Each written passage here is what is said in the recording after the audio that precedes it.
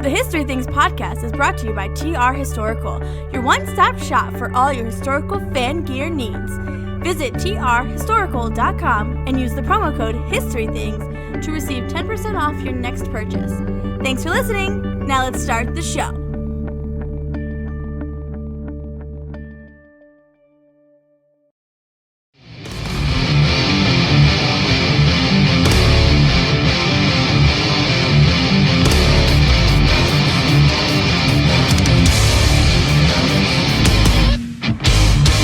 Are you ready?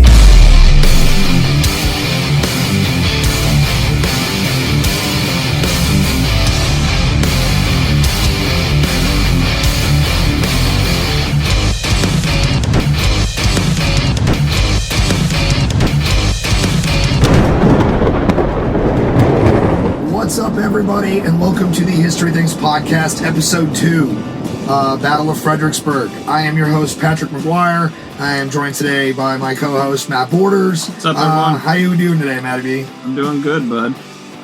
It's been a good couple of weeks. You and I even got to do some things together recently. A little living history program there. That was pretty neat. Yeah, we did the 10th Ward Distillery downtown. They released their Britain's brandy, which I just got real hip to. That it's not McClellan Britton. It is his cousin, who is a major. And was obviously a surgeon or a medical doctor. Surgeon, yeah. He was a surgeon during the war, so they were there, in a collaboration with the National Museum of Civil War Medicine here in Frederick, putting that out, and we got to represent some of Britain's cousin, George McClellan's Army of the Potomac. So it was, a neat little barroom living history, which, me, I am at my best in a bar. So that was pretty cool. We've been sort of settling in here to the podcast routine, which I had a great time recording with Kevin. It was our first attempt at that, and I thought that was pretty neat. And for those of you who are going to be keen enough to pick up on the fact that I sound like crap still, little production magic, we're recording episodes 1 and 2 in relative proximity. So I am not constantly sick. I am still dealing with the same sickness from the first episode. So I'll appreciate you guys understanding my froggy, crappy voice. So before we get into all this, Fredericksburg and politics and action and things like that, we got to introduce the main event. Right. Our guest. Speaker for today. The man, the myth, the legend, as he introduces me as, the cheeseburger historian, because he came rocking with some Wendy's into the War Department today. Again, we're broadcasting from the War Department here in Frederick, Maryland. Ladies and gentlemen, Avery Lentz from Battle of Banter Podcast. Woo! How the hell you doing, buddy? I'm doing pretty good, man. That was a hell of an intro. I mean, you got to give it back. You've had me on your show so many times. I don't know how both of us can be the men, the myth, and the legends. The men, the myth, and the legend. Men, the myths, it can be an exclusive club. Speaking of myths and mysteriousness, I learned something new about Matt almost every day. Oh, yeah? I just learned that Matt was a fencer. Interesting. This is the art of sorting. What do you, I don't know how to put it. He was a Jedi. He was a Jedi. You were a Jedi. Are you a Jedi? It's dark side, maybe. So you were a Sith. Explains a lot. So clearly I'm you. a Star Wars nerd, but we're not here to talk Star Wars. Oh, yeah. Well, we'll leave that for later. Because you and I can... Avery is an expert in 2 Civil Wars, for sure.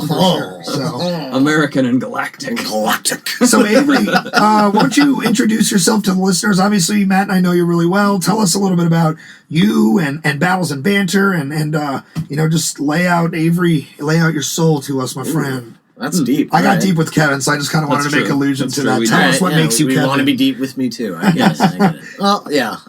Like Pat said, my name is Avery. I am...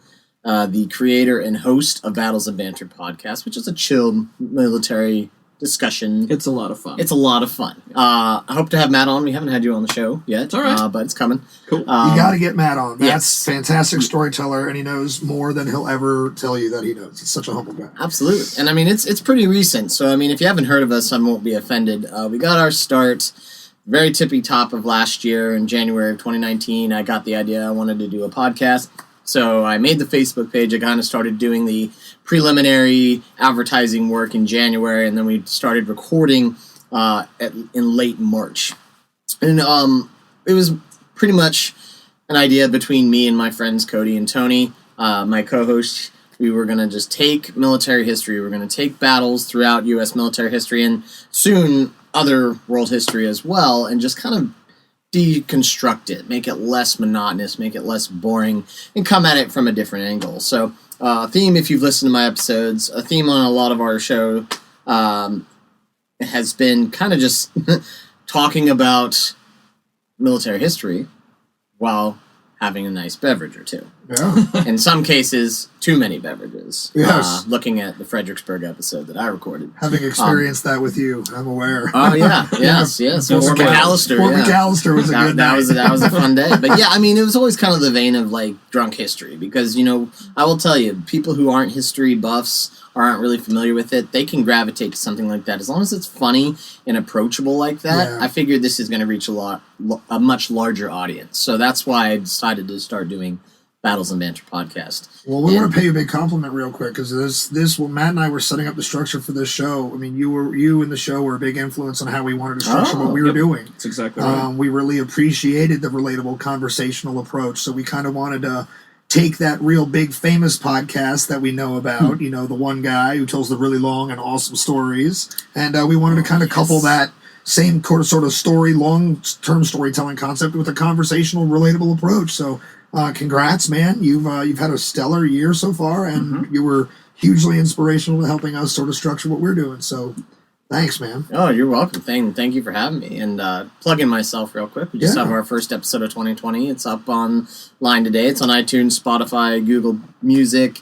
Battle of Monoxy, which is where Matt works. So yeah, absolutely. Perfect. I'm looking forward to hearing that. You had Ryan on there. Yep, right? yeah. Ryan Quint. Plug in for him too in this. He's gonna be all embarrassed now. Now tell us a little bit about your professional history because we have you on here to talk about Fredericksburg for a very specific reason. You're green and gray. Yes, I am. Yes, I was a seasonal park ranger at Fredericksburg and Spotsylvania National Military Park for about 4 summers. So I'm very familiar with the Rappahannock region of the war. Or many people would just call it the Spotsylvania County. The only non-park ranger sitting in this room right now, just for the record. Both my co-host and my guest here are green and gray. So that feels really cool for me to know that I get to hang out with guys that I respect that do this professionally. So, oh, yeah. The Rangers are the coolest people in the world. Power Rangers?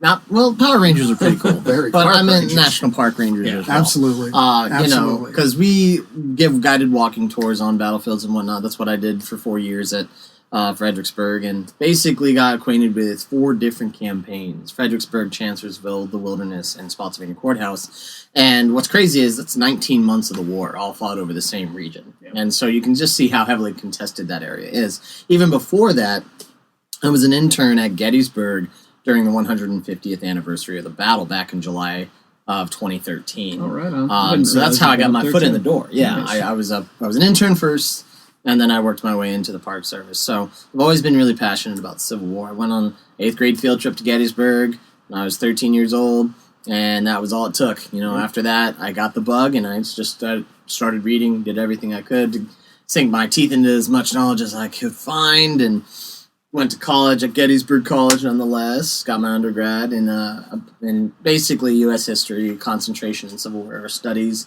and then went on to get my master's at Shippensburg University. All right. And all these places are all linked together by the Gettysburg campaign itself. As we know, Shippensburg was one of the stops for Ewell's Second Corps. When he wasn't taking the hill. Yeah. There it is. I said I was going to hit you with the groan moment. We're coming out right out of the gate with the groan moment. I've always just been a self-proclaimed historian, I suppose. You got 2 degrees in it. You're more than self-proclaimed, and you've done it professionally. That's true. You work in the field, so, right? And and just to touch on that, that's sort of a philosophical change I think that we're going through in the history interpretation world because there's different levels of being a historian. It's weird how the old guard kind of keeps this legacy, and unless you're sitting on the paper you were just talking about, you're not really a historian. And that's, in my opinion, it's kind of crap because you can be a professional historian, a public historian, an amateur historian, a family historian, things like that. Like, you guys are sitting on degrees and professional Park Service experience, and I work in construction. But I think, we all know each other personally. I can hang conversationally. My knowledge is there. So I'm a public historian. So History Things with Pat is a way for me to be in the game. Yeah, and now I'm an account manager for music and arts. So we are all historians. Yeah, if you want to get stuck in the minutia of it, you're focusing on the wrong crap. Focus on what we're talking about, which is, hopefully presenting and interpreting our history correctly. So that's why I'm here. Yeah, buddy. Opening the history to everybody. Yeah, and I like to talk about us. There's a group of us that I kind of refer to as the crew, right? We had the crew together for our 1864 project, where we sort of highlighted the beginnings all the way through the end of the institution of slavery for Maryland in 1864, and that was you from Battles of Antietam, me from History Things with Podcast, Matt stepping out on the world, Matt Borders books. We had John Heckman, the tattooed historian, Steve Fan from Civil War Defenses of Washington. We had Rich Condon from Pennsylvania in the Civil War, and then my buddy Aaron, who's not even in the history field at all, but just really connects to cultural history, specifically Black African American history. And I work with him, and his passion is unreal. So I just asked him, and he delivered beautifully. He was so good in that video. Awesome. And like our crew was cool because we support each other, and I think that's really awesome. And again, so I'm really happy to have you on the show, Avery, and thanks, and hope that you have fun when we're done getting into the weeds here. So the weeds. Today we're here to talk about a continuation of the story from episode 1. We went from the peninsula all the way through the Maryland campaign and sort of where that bogged down at Shepherdstown. And we're really excited to continue this episode, which leads us all the way through the Battle of Fredericksburg and the Mud March.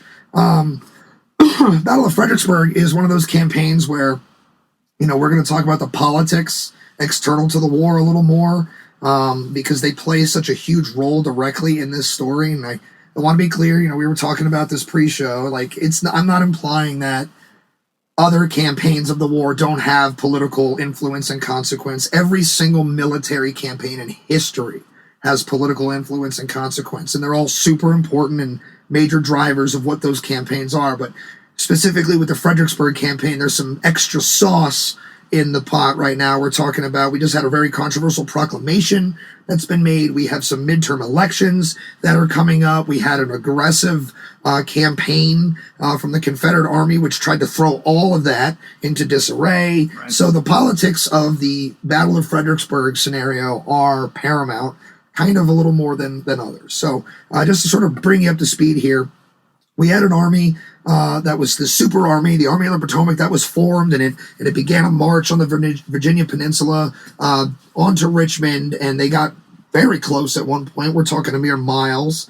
The battle the scene kind of shifts. Some things go against the Union effort, and suddenly we have a very aggressive Confederate army, now commanded by Robert E. Lee, which is pressing McClellan's army off the peninsula. There's a second army that's formed, headed by John Pope, that is sent to rescue this other army, essentially, in a way, and they also get beaten back. So we have two federal armies that have been really beaten, not routed, but definitely demoralized, sent back into the defenses of Washington to sort of regroup and think about what was, considering the Army of the Potomac's position.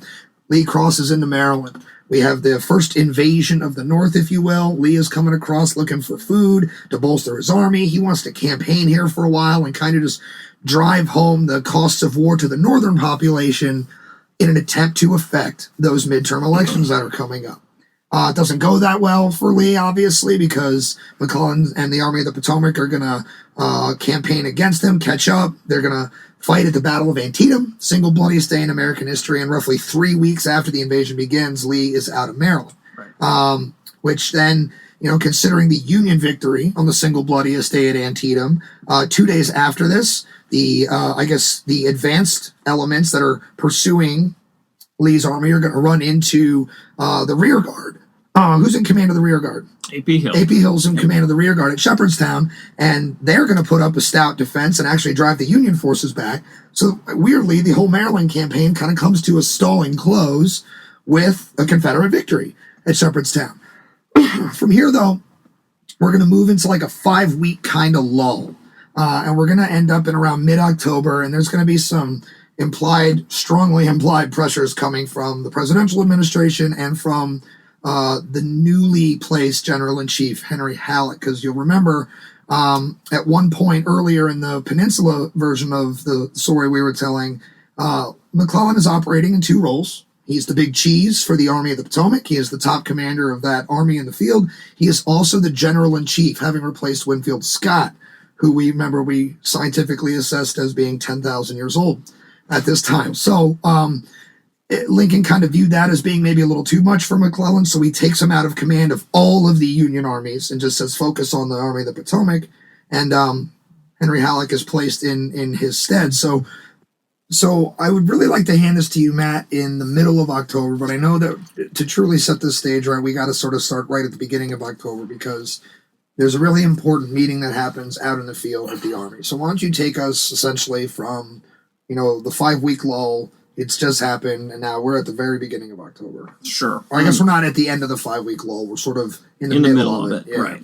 And I think what is important to remember about this lull is that it's both armies. A lot of times folks concentrate on McClellan and be like, he's just sitting there. Well, Lee's army is doing the same thing. Both of these armies have just torn into each other. Lee has fallen back to the area of Winchester. He's moving some of his pieces around, like Jackson back up towards Martinsburg, but for the most part, he is doing the exact same thing McClellan. Right, because these guys not rebuilding his army. Right, not just the Battle of Antietam. These guys have campaigned all freaking summer. Right. I mean, essentially since June, they've gone nonstop. So everybody's gassed and under-equipped. And some pretty bloody fighting there, for sure. Exactly. Yeah. Not just at Antietam. Right, Second Manassas is pretty costly. And, the whole 7 days. 7 days, I mean, even getting to all that. I mean, coming up the peninsula, all the victories, and even though there's that bloodless one at Yorktown kind of thing, like it's bloodless in quotes. I mean, there are casualties, but it's more or less anticlimactic. It's not a bloodletting. Yeah, but there is a whole lot of being worn out armies. Mm-hmm. Yeah, exactly. But what you were implying, Pat, at the beginning of October, the Army of the Potomac, which is camped in and around the vicinity of Harper's Ferry and Sharpsburg, it's going to get a visitor. The President of the United States himself, Abraham Lincoln, has come to visit the Army. Now, there's a great little quote from McClellan to his wife Ellen about this visit.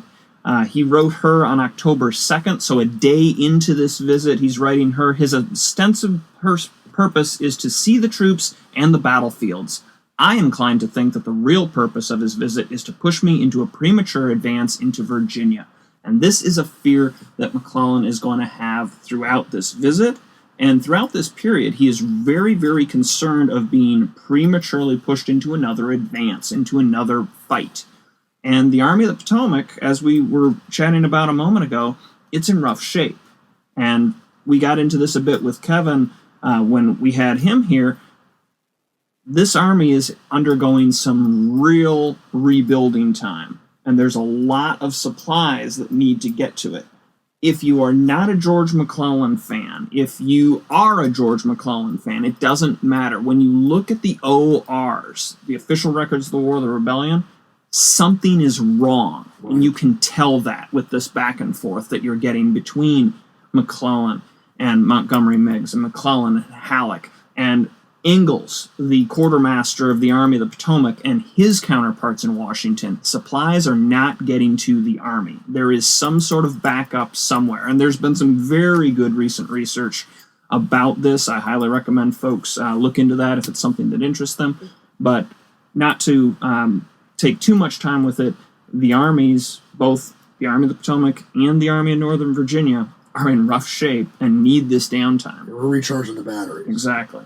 Now, Lincoln will come and visit the Army of the Potomac. He's going to be there from October 1st to the 4th of 1862, and he is going to visit the battlefields. He is going to see South Mountain and the fighting at each of the gaps. He is going to see Antietam, and he's going to review most of the Army of the Potomac. So he's going to get a first-hand look at the condition of the Army and what this Army has done during the Maryland campaign, the terrain it's fought over, the positions it's taken, so forth and so on. And Lincoln appears to be very impressed. In fact, when he leaves on the 4th, McClellan will, again, writing to his wife, would comment that he really feels that the president understands the situation and will back him, but he also fears what's going to happen once the president is out of his direct influence. What happens when Lincoln gets back to Washington, D.C., and he's got Halleck there, and he's got Edwin Stanton, the Secretary of War, pushing on him and trying to influence him. Lincoln's obviously a creature of the things that are directly in front of him. So, I guess that's McClellan's biggest concern. I want to step back for a minute, because prior to touring the battlefields and reviewing the Army, one of my favorite photos of the American Civil War is taken. And it's one of these, man, you wish you could be a fly on the wall or a fly on the canvas tent, rather.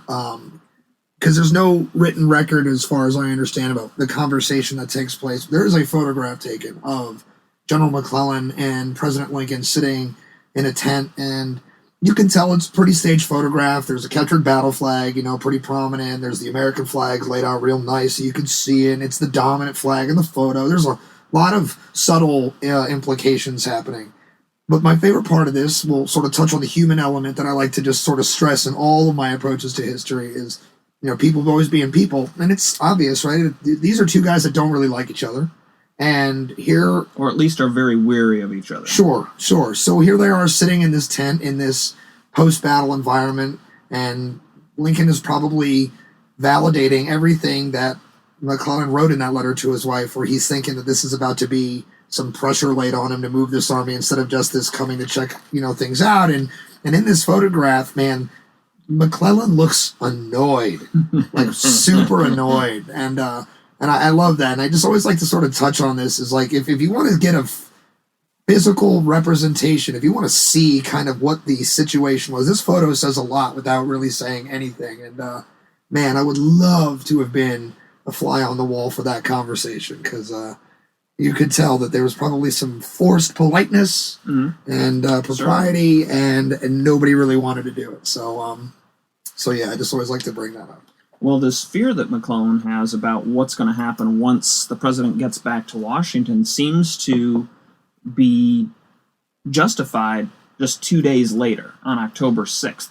General-in-Chief Henry Halleck is going to send a telegram to McClellan demanding, by direction of the president, that the Army of the Potomac must move against Confederate forces to give them battle or to drive them further south. So it's everything that McClellan has feared. As soon as the president's out of my purview, suddenly the orders are coming down. Now, is this sort of around the time where the conversation is essentially moving towards, things that are happening elsewhere in the war? Like, obviously, out west, we've had Don Carlos Buell is removed, Rosecrans is placed in command over him, and Grant has been told to move on Vicksburg, and the armies of the Union across the board are sort of all moving at once, and McClellan is not. And is this around the time where Halleck is like, look, the rest of the chess pieces are moving, it's time to get going on your part? Yes, and this is one of several telegrams that are going to be sent, and one of those specifically talks about the movements in the Western Theater, and that it's time to get the ball rolling here in the East again.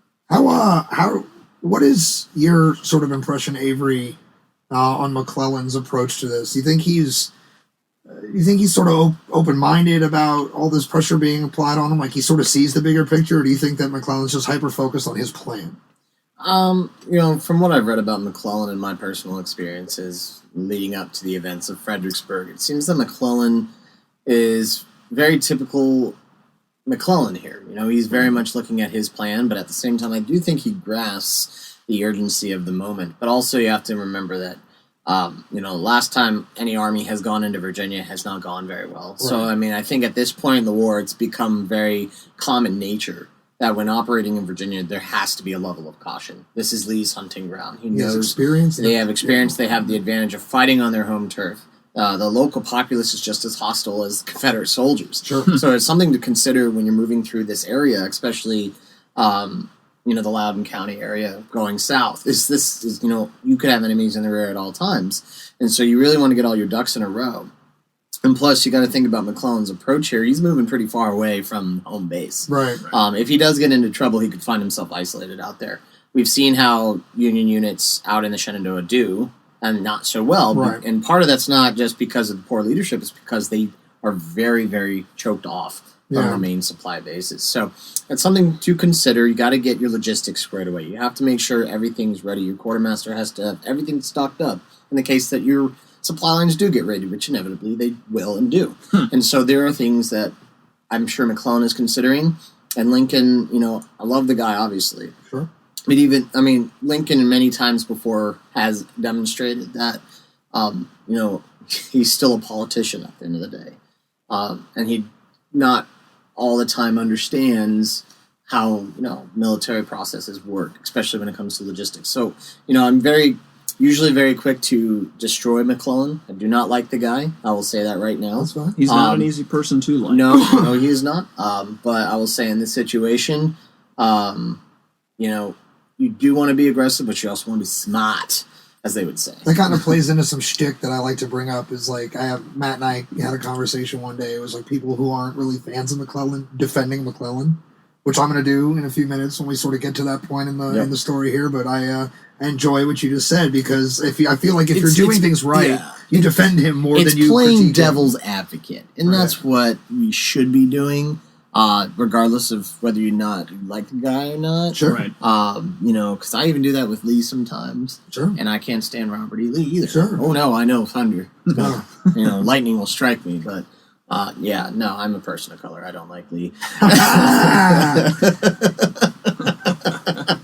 You knew I was going. Yeah, it's all right. Matt and I are talking about branching into some more touchier subjects, and one of the ones I do want to get into is, what it's like to be a black historian that focuses on the American Civil War. Oh, well, that'll be a nice cookies and milk time for everybody. Sure. I mean, it's going to be awkward, and that, unfortunately is... Sit down and let me tell you a story. Yeah, I mean, it's ridiculous that it's going to be awkward, right? Like, we shouldn't live in that world, but we do, and the way to get out of it is to make it not awkward, and so we'd love to have you back for that, man. So, I will be back. So I think it's pretty interesting for McClellan, after having had these armies and all this campaigning and all this fighting and all this ass kicking and blood, and people are tired and worn out. The last thing he wants to be told is, hey, you got to kind of keep moving. Yeah. Like you said, right? He knows he wants his ducks in a row. He's been down there. He's seen the fires of a, aggressive Confederate army, and he knows, like, with the civilians and all that, like, you got to be prepared. So when people are telling him to, like, get going while you're not fully stocked up, that's probably pretty annoying. So to give McClellan some credit, he's seeing a different picture than the people in Washington are, and I kind of want to give him the right there that, he knows the state of the army. Right. Just one more thing before I will let Matt get back to it. Another thing we got to consider here is, like we've addressed, it's the condition of these armies. Right. Like you said, I mean, these were nonstop campaigns for most of early spring through the summer into early fall. And so, the numbers are depleted, but of those reinforcements, a lot of them coming into the Union Army of the Potomac are these 90 to 100 day regiments that, they're not the best field tested regiments, but the coming campaign, plural, are going to be their only real field tests. Right. And so you got to get these guys acquainted with how things are running. Not to mention, we saw two different armies. The Army of Virginia and the Army of the Potomac were separate entities now being blended together. And so, and the Washington Garrison. And the Washington Garrison, yeah, absolutely. So, I mean, you have a conglomeration of different units, and they don't really play well with each other. Not always. The Army of Virginia was spliced together with the units that came out of the Shenandoah Valley Campaign of 1862. So they have had this kind of moniker of defeat, and that's the 1st, 11th, and 12th Corps. They're coming out of the valley, coming out of 2nd Manassas. You have the 12th Corps really whooping butt at Antietam, and, 1st Corps as well. 1st Corps as well, absolutely. So, I mean, these units prove they can fight, and there's this blending of this kind of different ideologies within these different armies. Because, I mean, there are so many Union armies in the Civil War, as we know, but they're all very different. I would say not any single Union army is the same. It's just, it all depends on your leadership, on your growth, on your construction, organization, and your performance in the field. I would agree with that. What's interesting about this is that while this pressure is beginning to build in Washington and even in some of the papers and things up north, again, this classic kind of let's go, on to Richmond sort of thing, we're going to start to see movements in the Confederate Army as well that is going to seemingly confirms to McClellan the deficiencies within his own force. On the early October, on the 10th and the 11th, we're going to have Jeb Stuart's second ride around the Army of the Potomac. He is going to raid across the Potomac River, move up into Chambersburg, Pennsylvania. He's going to burn a bunch of stuff. The river I can never pronounce. Conakajig? The Kanaka, yes. Conakajig. Yep, the Conakajig. Shout out to Rob Ambrose, park ranger at Fort Frederick State Park, for helping me learn how to pronounce that correctly. Yeah, I wasn't going to say We're it. talking about the Conakajig River. Not Kanakachig. Not the Conakachig. No, Conakajig. Yes. The Conakajig River trestle, the bridge over it's supposed to be destroyed. Right. Of course, Stuart, when he's in Chambersburg, he sends people off to the Conakajig River. They realize, oh, wait, it's an iron trestle. We're not going to do crap to this. Right. And so they wind up torching the railroad in Chambersburg.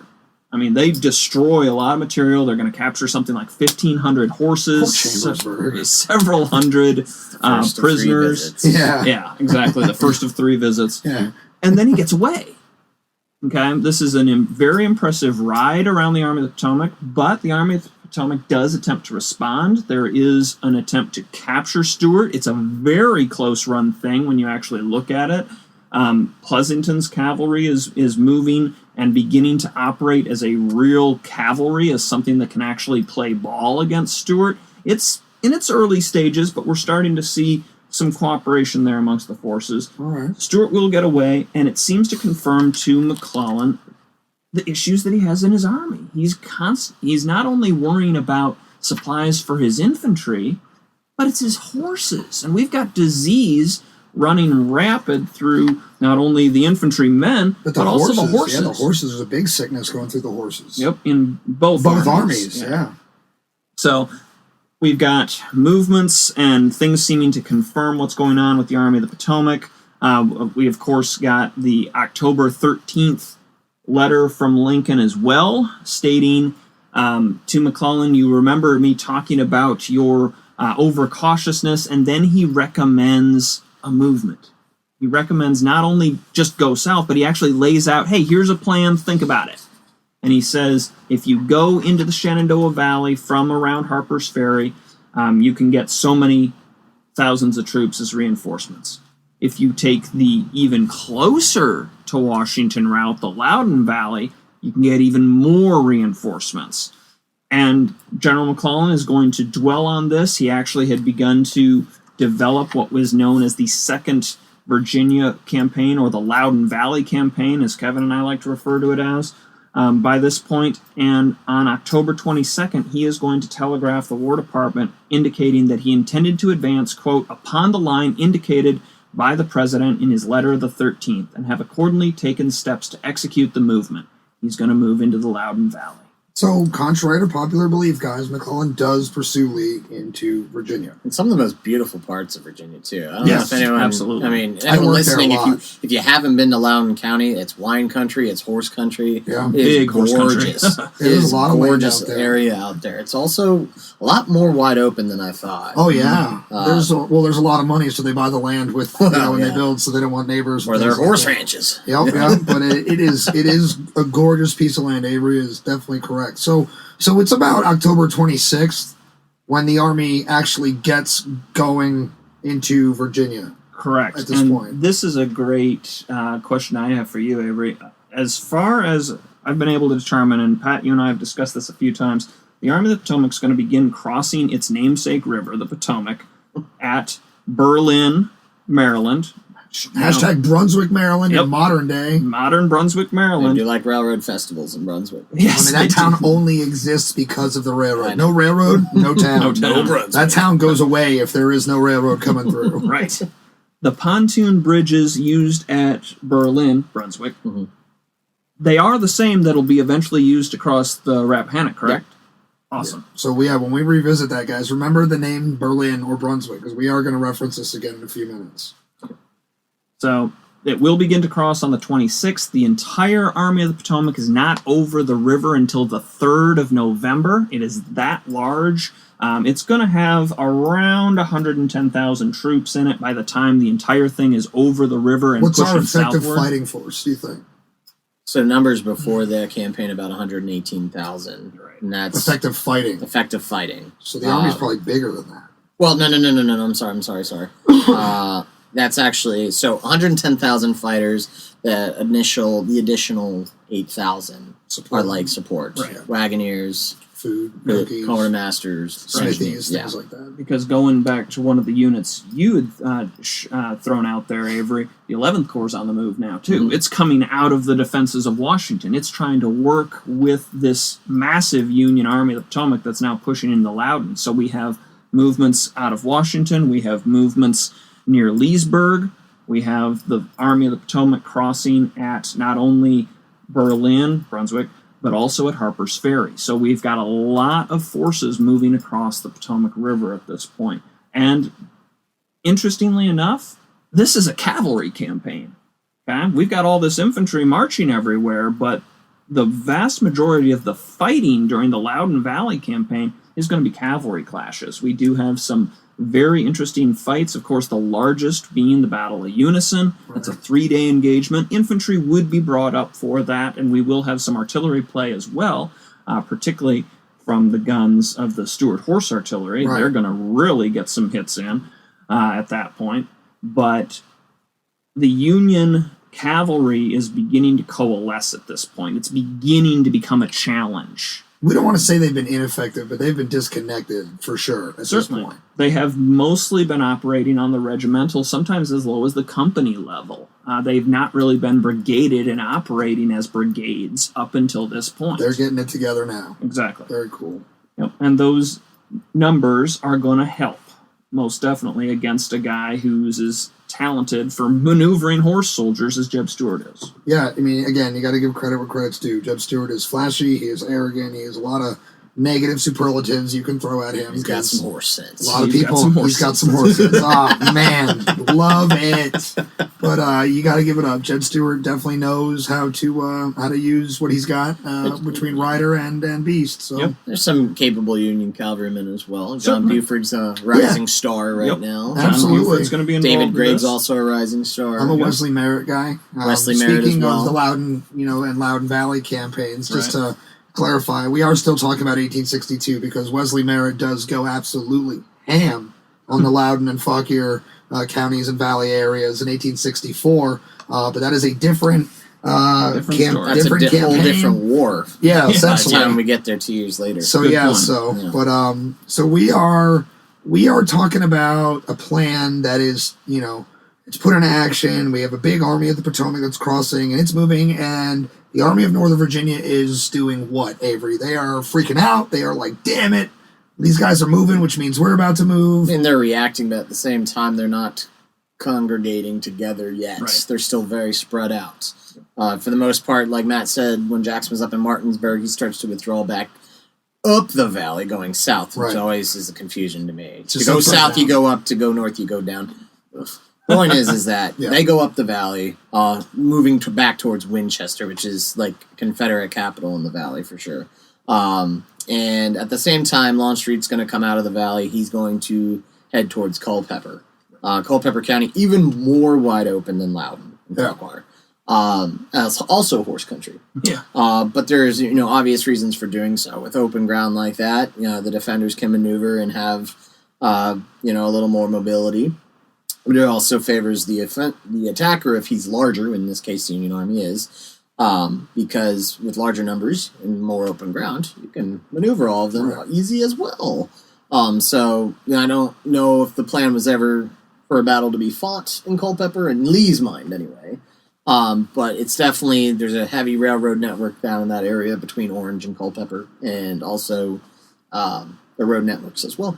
So, Matt, then, tell us sort of about what McClellan's actual plan is, because the Army is moving. It is pursuing Lee, even though they're sort of not directly in front of each other. I mean, if crossing in Loudon and then where Winchester is on a map, you'll know they're not directly above or below each other. So, what is McClellan's plan? McClellan's plan, by all accounts, from his writings and the writings of those in his immediate circle, seems to be to push into Loudon and potentially either force an engagement in the Shenandoah by getting through the gaps at some point, or if Lee begins to move against, begins to fall back southward to cover Richmond, to get in between the chunks of Lee's army and destroy it and break it up. And it appears to be working. That's what's fascinating about the Loudon Valley campaign for me.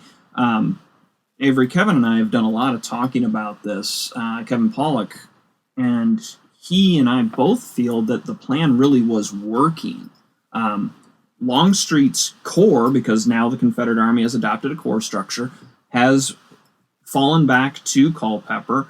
The Army of the Potomac is in position, or is at least moving into position, to essentially crush half of the Confederate Army under Longstreet, while Jackson is still in the valley.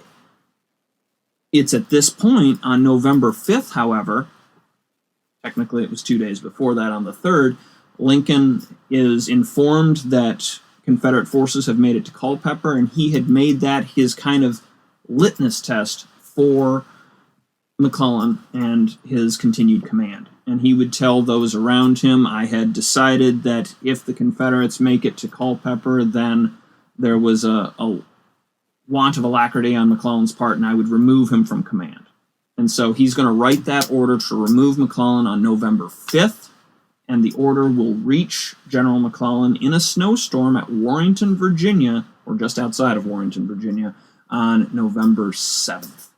Couple things I want to touch on real quick. One, you just said snowstorm in November, early November.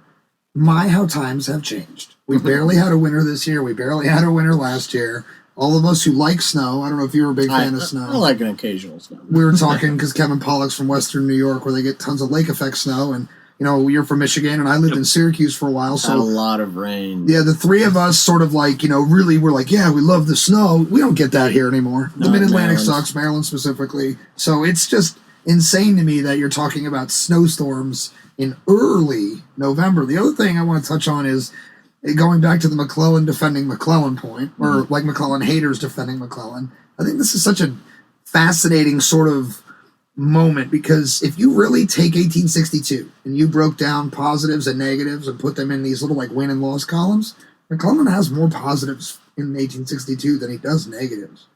I mean, he realistically does. He's got a bunch of victories so we'll stretch it back further, in late 61 out in Western Virginia. He does effectively move his army on the peninsula for a good long time. He gets real close to potentially ending this war, before some things go south. My thing with McClellan is that he always seems to make a better mover of armies. He would have made a kick-ass quartermaster. Sure. Or, going back to his trade as an engineer, he was a great engineer. Yeah. Right. And, he does do very well at training guys, obviously. Basically, everything else is great except the execution of a tactical operation. Until Antietam. I mean, that whole campaign, he pursues and drives out. He crushes a planned weeks or months long style campaign in less than a month. Yeah. And coming out of Washington crossing back into Virginia. That's fair. And one of the things we raised in our South Mountain and Antietam episodes is how much of that is McClellan, and then how the other half is really just his corps commanders getting some of that autonomy, especially at South Mountain, very autonomous commands there. Sure. And we see it again at 7 days just prior to that. Not trying to take away from that, and I'm not trying to get us on to... not trying to dive into Antietam or go back, but it's something to consider. Though it's interesting about the timing of these orders that Lincoln is issuing. What's going on, you've already alluded to it, is the midterm elections. Lincoln is waiting till after the elections and seeing what the results are. Right, because the last thing Lincoln wants to do is rile up the war Democrats. McClellan's a Democrat, and Democrats love McClellan. Yeah. And the thing is, it's not a secret that Lincoln and McClellan aren't each other's biggest fans. So, I think McClellan is feeling safe in the fall of 1862, because it's very clear that public sentiment is shifting more into the Democratic sphere rather than the Republican sphere, because of just the results of the summer and early fall. And so maybe McClellan's lack of drive there in those days, or whatever it was, I'm sure the weather is a huge factor to that. Sure. You've already said it's snowing. Roads back then are class? They are dirt. And so when it snows /rains /sleets /slushes, all those are going to turn to muddy quagmires. It's going to slow the progress. The Confederates are going to have the same maneuvering logistical problems that the Union forces do. Because, roads are roads. But also... They're falling back on their supply and they're falling back close. Yeah, exactly. So it's easier to supply and feed your forces. And take care of your horses and your wagons and all that stuff. So, Avery, real quick, why are the midterm elections, which are obviously always important, why are they more important right now in 1862? Well, because at the offset of Antietam, Lincoln has issued the preliminary Emancipation Proclamation. Backtrack a little bit. In the summer of 1862, we start seeing what's called the Confiscation Acts. Right. And so, with those Confiscation Acts, Lincoln is giving the Union armies authority to confiscate enslaved African Americans in the South as war material. They are a logistical, strategic value to the Confederates. So by taking enslaved personnel off of these plantations, we are robbing the Southern war effort of their means to produce and make war. This is where we get the term contraband. Contraband, exactly. Right. So they're confiscating contraband. Now with this, they're not liberating these people. They're not giving them freedom. When the war ends, these people technically are going back into slavery. Right, at this moment. At this moment. And the thing is, even under the proclamation, that's exactly what's going to happen too. The proclamation is a wartime measure, and Lincoln makes this clear when he issues it. It's a wartime measure to effectively cripple the Southern economy in the states in active rebellion against the federal government. So that's those, main Confederate states, but that excludes the border states. So Maryland, Delaware, Missouri, Kentucky, all of them are excluded from the proclamation, from the Confiscation Act, which means, you're going to have potentially unionist people. Ooh, excuse me, that was a burp. That's the Rick and Morty moment. Rick and Morty moment on our show. On your show. Yeah, I know, right? But no, what you have is like potentially unionist Southerners with enslaved individuals who aren't feeling like, the proclamation doesn't apply to us, so I'm not, anti-war yet. Will be in 1864. For sure. But the point is that with that proclamation, with these Confiscation Acts, the war is in a transformation, especially on the northern side of things. When the war starts, it's a war of reunion. It's a war to preserve what we have built all the way back from the Revolution up. Previous institutions. This was never intact. Yep. supposed to be about the liberation of enslaved individuals. Now, Lincoln, he's not a fan of slavery. He makes that very clear in the 1860 election. Sure. But he also makes it clear it's not going to really touch it where it exists. Right. Always in contention was going to be whether or not it should expand west. Yeah, if we're expanding it west, should it be curtailed? And he never had made any kind of law or, speech that this is exactly what I'm going to do when I get into office. But, as we see, South Carolina reacts and then the rest follow. South Carolina always reacts. Uh-huh. Every moment in history, South Carolina just reacts.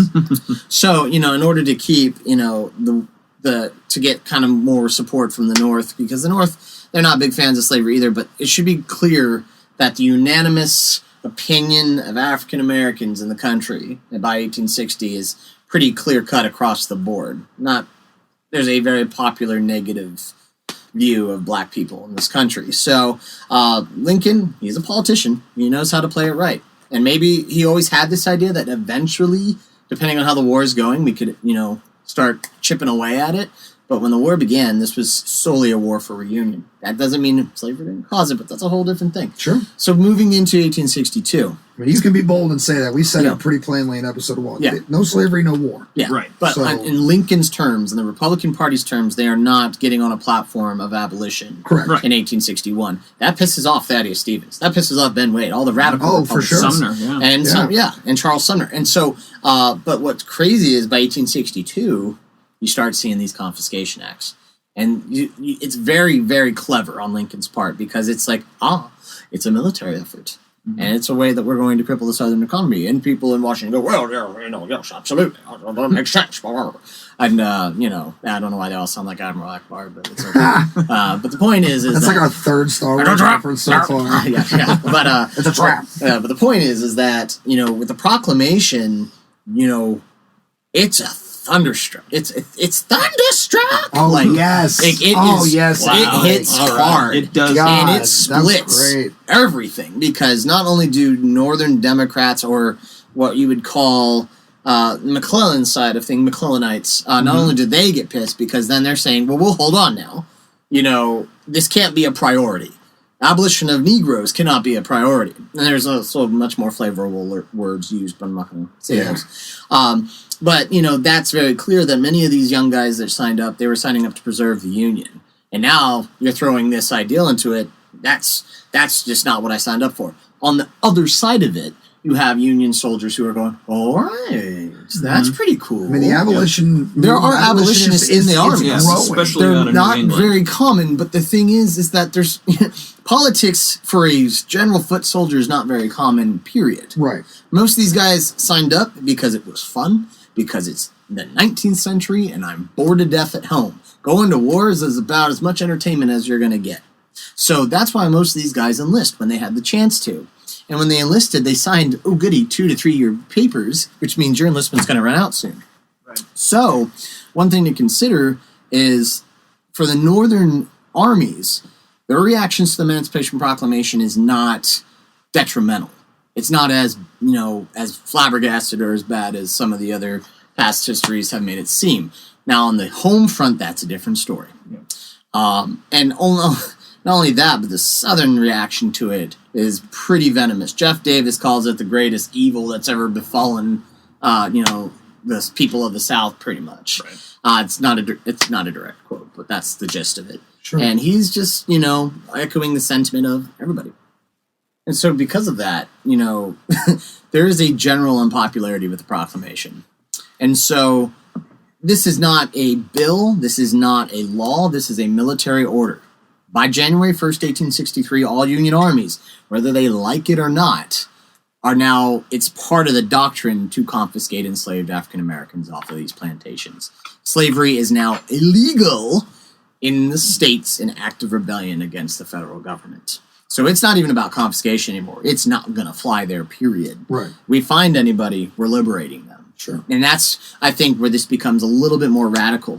Now, what's crazy is Lincoln's stuck between a rock and a hard place. Radical Republicans are saying, this isn't good enough. Right. And then you got, everybody else saying, whoa, this Too is much. way too radical. Much, yeah. Too radical. So And one of those people is George, potentially... maybe? Exactly. Potentially the commander of his primary army in the Eastern Theater, the Army of the Potomac. Oh, it's no secret. George McClellan does have a reaction to the proclamation when it's issued after Antietam. Part of which I feel like he's angry at it, not just because he's a racist guy. He is very racist. There's no shying away from that. He's one of many that are racist at the time.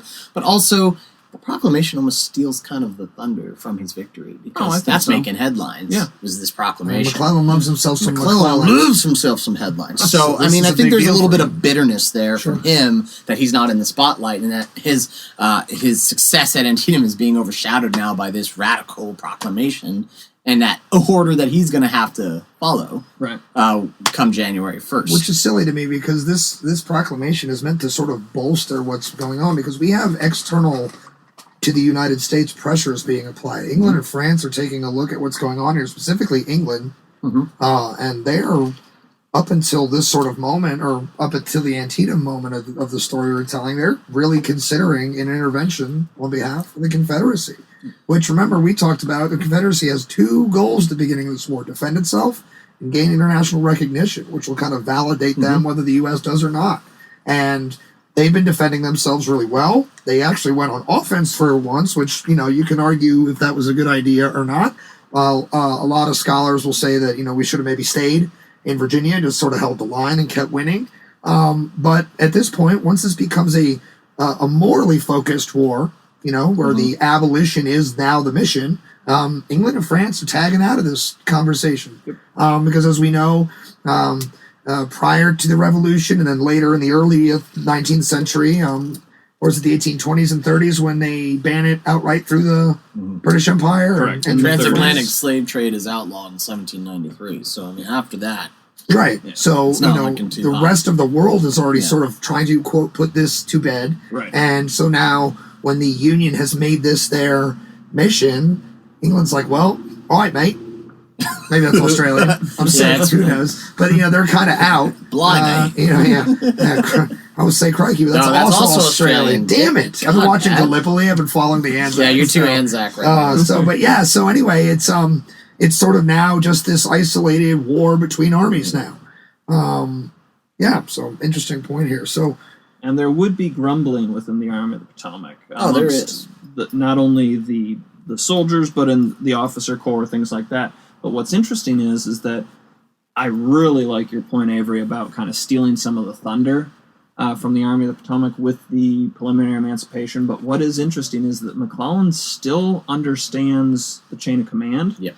And he still understands that the Army is under civil authority. He will actually put out an order to the Army of the Potomac. General Orders number 163. Armed forces are raised and supported simply to sustain the civil authorities and are to be held in strict subordination thereto in all respects. He puts that out specifically because of the grumbling that's going on within the Army. Which is crazy, because one of the big rumors that starts flying at this time is that McClellan's going to take the Army to go seize Washington. Right, which is ridiculous. Crazy. Military coup? Yeah, he's going to commit a coup, which, literally McClellan never says anything about that. Right. It's either started by a very pro-McClellanite who's doing more harm than good, or someone who wants to get him ousted. I mean, it could be anything. That's the thing, is McClellan, not only does he have allies in the Army, he's got no shortage of enemies either. Right. So, especially at this point. So the midterms have played out. Lincoln's got his elections that he needs, the status quo in Washington. He did it. It's a widely... the Democrats seize control of Congress in this midterm election. For the most part, it does not go very well in the favor of the Republicans, anyway. I thought they maintained... I think, like this... I thought they maintained control, but they lost a lot of seats. Lost a lot of seats. I do think it starts to tip, though, in the Senate. I'm not entirely sure. I got to check on that. Sure. But the status quo doesn't change in Washington. The thing is what's that... important. But, yeah, there is a rising, almost anti-war sentiment, it seems, because of these shifting seats, because of these election results. The soldiers in the armies now see that not everyone back home is as on board as they were in 1861. Right. And the war came into their turf for a couple of Came into their turf, and it's been very costly. Yeah. I mean, 1862 has just been an absolute bloodbath compared to what 1861 was. 1861 was tolerable losses for everybody, and at least in the minds of the civilians. Right. By 1862 is a whole new ballgame. Well, because we have the luxury of the phony war, quote, phony war era of 1861, where after Bull Run, Manassas, we kind of just sort of position ourselves across the Potomac and stare at each other. Mm-hmm. We have the Ball's Bluff flare-up. We have some other flare-ups like that. And there's the skirmish up at Fort Frederick on Christmas in 1861. So it's like the Cold War that has hot moments, essentially. But then in 1862, we are hot action. Well, almost from like March all the way up to now. Well, and if you look out in the west, exactly. Fort Donelson just got capitulated today in 1862. I was going to say, as we are recording here, General Grant is putting some big W's in the win column for the Union War effort over the last couple of days. First major win, really. Yeah, absolutely. Go Grant, sitting there with General Grant looking over my shoulder right now. He's eyeballing me. General President. That's my favorite. That's what I'm going to call him, General President. General from President. Now on. Yes. So the order comes. McClellan is out. And is it Burnside who's offered it directly, or does Lincoln shop it around? He is directly offered. And so to give you a little more background on him, his full name is Ambrose Everett Burnside. And Burnside is a Rhode Islander. He led a brigade of Rhode Islanders at First Manassas. And what's crazy about Burnside is that he is a breath of fresh air for President Lincoln, because he's not a political general. Doesn't appear to have any political affiliations. Yeah, he's cool just being in the Army. Or aspirations. Yeah, he's cool just being in the Army. Whereas McClellan had a lot of connections in Washington and a lot of connections in the Army. When you ask somebody, who's General Burnside? People go, who? Right. The guy with the really cool whiskers, which he does have the coolest facial hair. It's not where the term sideburns come from. I learned that. That is a falsification. But does have really cool sideburns. Burnside is a McClellan ally, though. He is considered a good friend of McClellan, which is crazy because Burnside is not treated the best during the Maryland campaign by McClellan at all. You could argue that his placement of Burnside at Antietam kind of reflects, just McClellan's treatment of him. But nevertheless, by the time we get to McClellan being relieved, Burnside's very upset. He shares that admiration of Little Mac because Mac made this army. But what's crazy is that Burnside, if you look around in the year of 1862 alone, in the Eastern Theater, it's everything east of the Appalachians, is really the only general that's had a considerable amount of success. Right, because he dominates in Carolina. He has an extremely successful Coastal Carolinas campaign in the spring of 1862. Lays siege to Cape Hatteras, lays siege to New Bern, makes amphibious landings along with ground operations. So he demonstrates how he can utilize naval forces. He demonstrates how he can utilize naval forces and ground forces in a coordinated effort. Yeah. So with that, and he's had that success, he comes into the Army just in time for the Maryland campaign. And, he is a wing commander for most of the campaign. After Jesse Reno is killed at South Mountain, he gets bumped down to command just the 9th Corps. And the 9th Corps' performance at Antietam is where people start to say, I don't know so much about this guy. They call him a blunderer there. Which we get into because, you guys have probably covered. We're more like apologists for this moment because, go stand at the bridge. You move 12,000 guys across it with high water in the creek and enemies shooting at you from the high ground. No clear order. Yeah, so what are you going to do? I'm impressed that they get across at all, and in the manner in which they do. Right. So, we'll leave that for your own interpretation, but from here at the History Things podcast, we give no real crap to Burnside down at the Roebuck Bridge. Yeah, so if you were looking at possible replacements for McClellan, you want somebody who appears to have that aggressive drive, that strategic and tactical intelligence and intellectualism, but at the same time, you don't want them to be super, super political. So there was another candidate who almost fit that bill, and that's Joseph Hooker. Good old Fightin' Joe. Yeah, not Burnside's favorite guy. Burnside and Hooker detest each other. Hooker hates McClellan. Hooker hates Burnside. Burnside hates Hooker. And so the crazy thing is that, like I said, Hooker fits the description. He's fought with distinction from the peninsula all the way to Antietam. Right. And he has made a name for himself. People have already started calling him Fightin' Joe. Hates that nickname. Yeah, I know. Hates what a cool nickname. It's a great nickname. Given to him by a war correspondent. Yeah, I know. Right? During the peninsula. But, Hooker is also very political as well. And Lincoln knows this. Hooker has friends in Washington. And so it's no secret that Hooker wouldn't hate it if someone gave him the command of the army, which, crazy enough, it's going to come down the road. But before we get there, Lincoln says Burnside's not as flashy as Hooker. He's not as flamboyant. He's not as obnoxious. And he has the Carolina campaign successes. I think he could be a capable commander. So Burnside's going to be offered this command, and he will say, I can't do that to Little Mac. I don't want to take his job. That's really low. I don't want to do that. And says, okay, well, if you don't take it, we're going to offer it to Joseph Hooker. I have orders here that if you refuse, it goes to him. And Burnside says, I don't think so. I'll take that I command. will be taking that, thank you. And so, yes, Burnside, as of November 9th, 1862, is going to take command of the Union Army of the Potomac. Matt, can you sort of touch on this concept of Burnside's, I guess, not feeling like he's the guy for the job? Because, I might be dumbing it down too much, but there's not just the consideration for his friend, but there's a part of Burnside that is like, I might not be the best guy to fill this top. Can you sort of touch on that? Well, I can touch on a little bit. Burnside does appear to be aware of his abilities, which is saying something for a lot of these Civil War generals. A lot of them, General McClellan, General Hooker, really rise quickly through the ranks and feel very confident in themselves. And Burnside does not appear to have that, whether it's you're looking at his commands and the victories he's won or the other engagements he's been in. He doesn't seem to have this inflated ego. Right. He's a wallflower.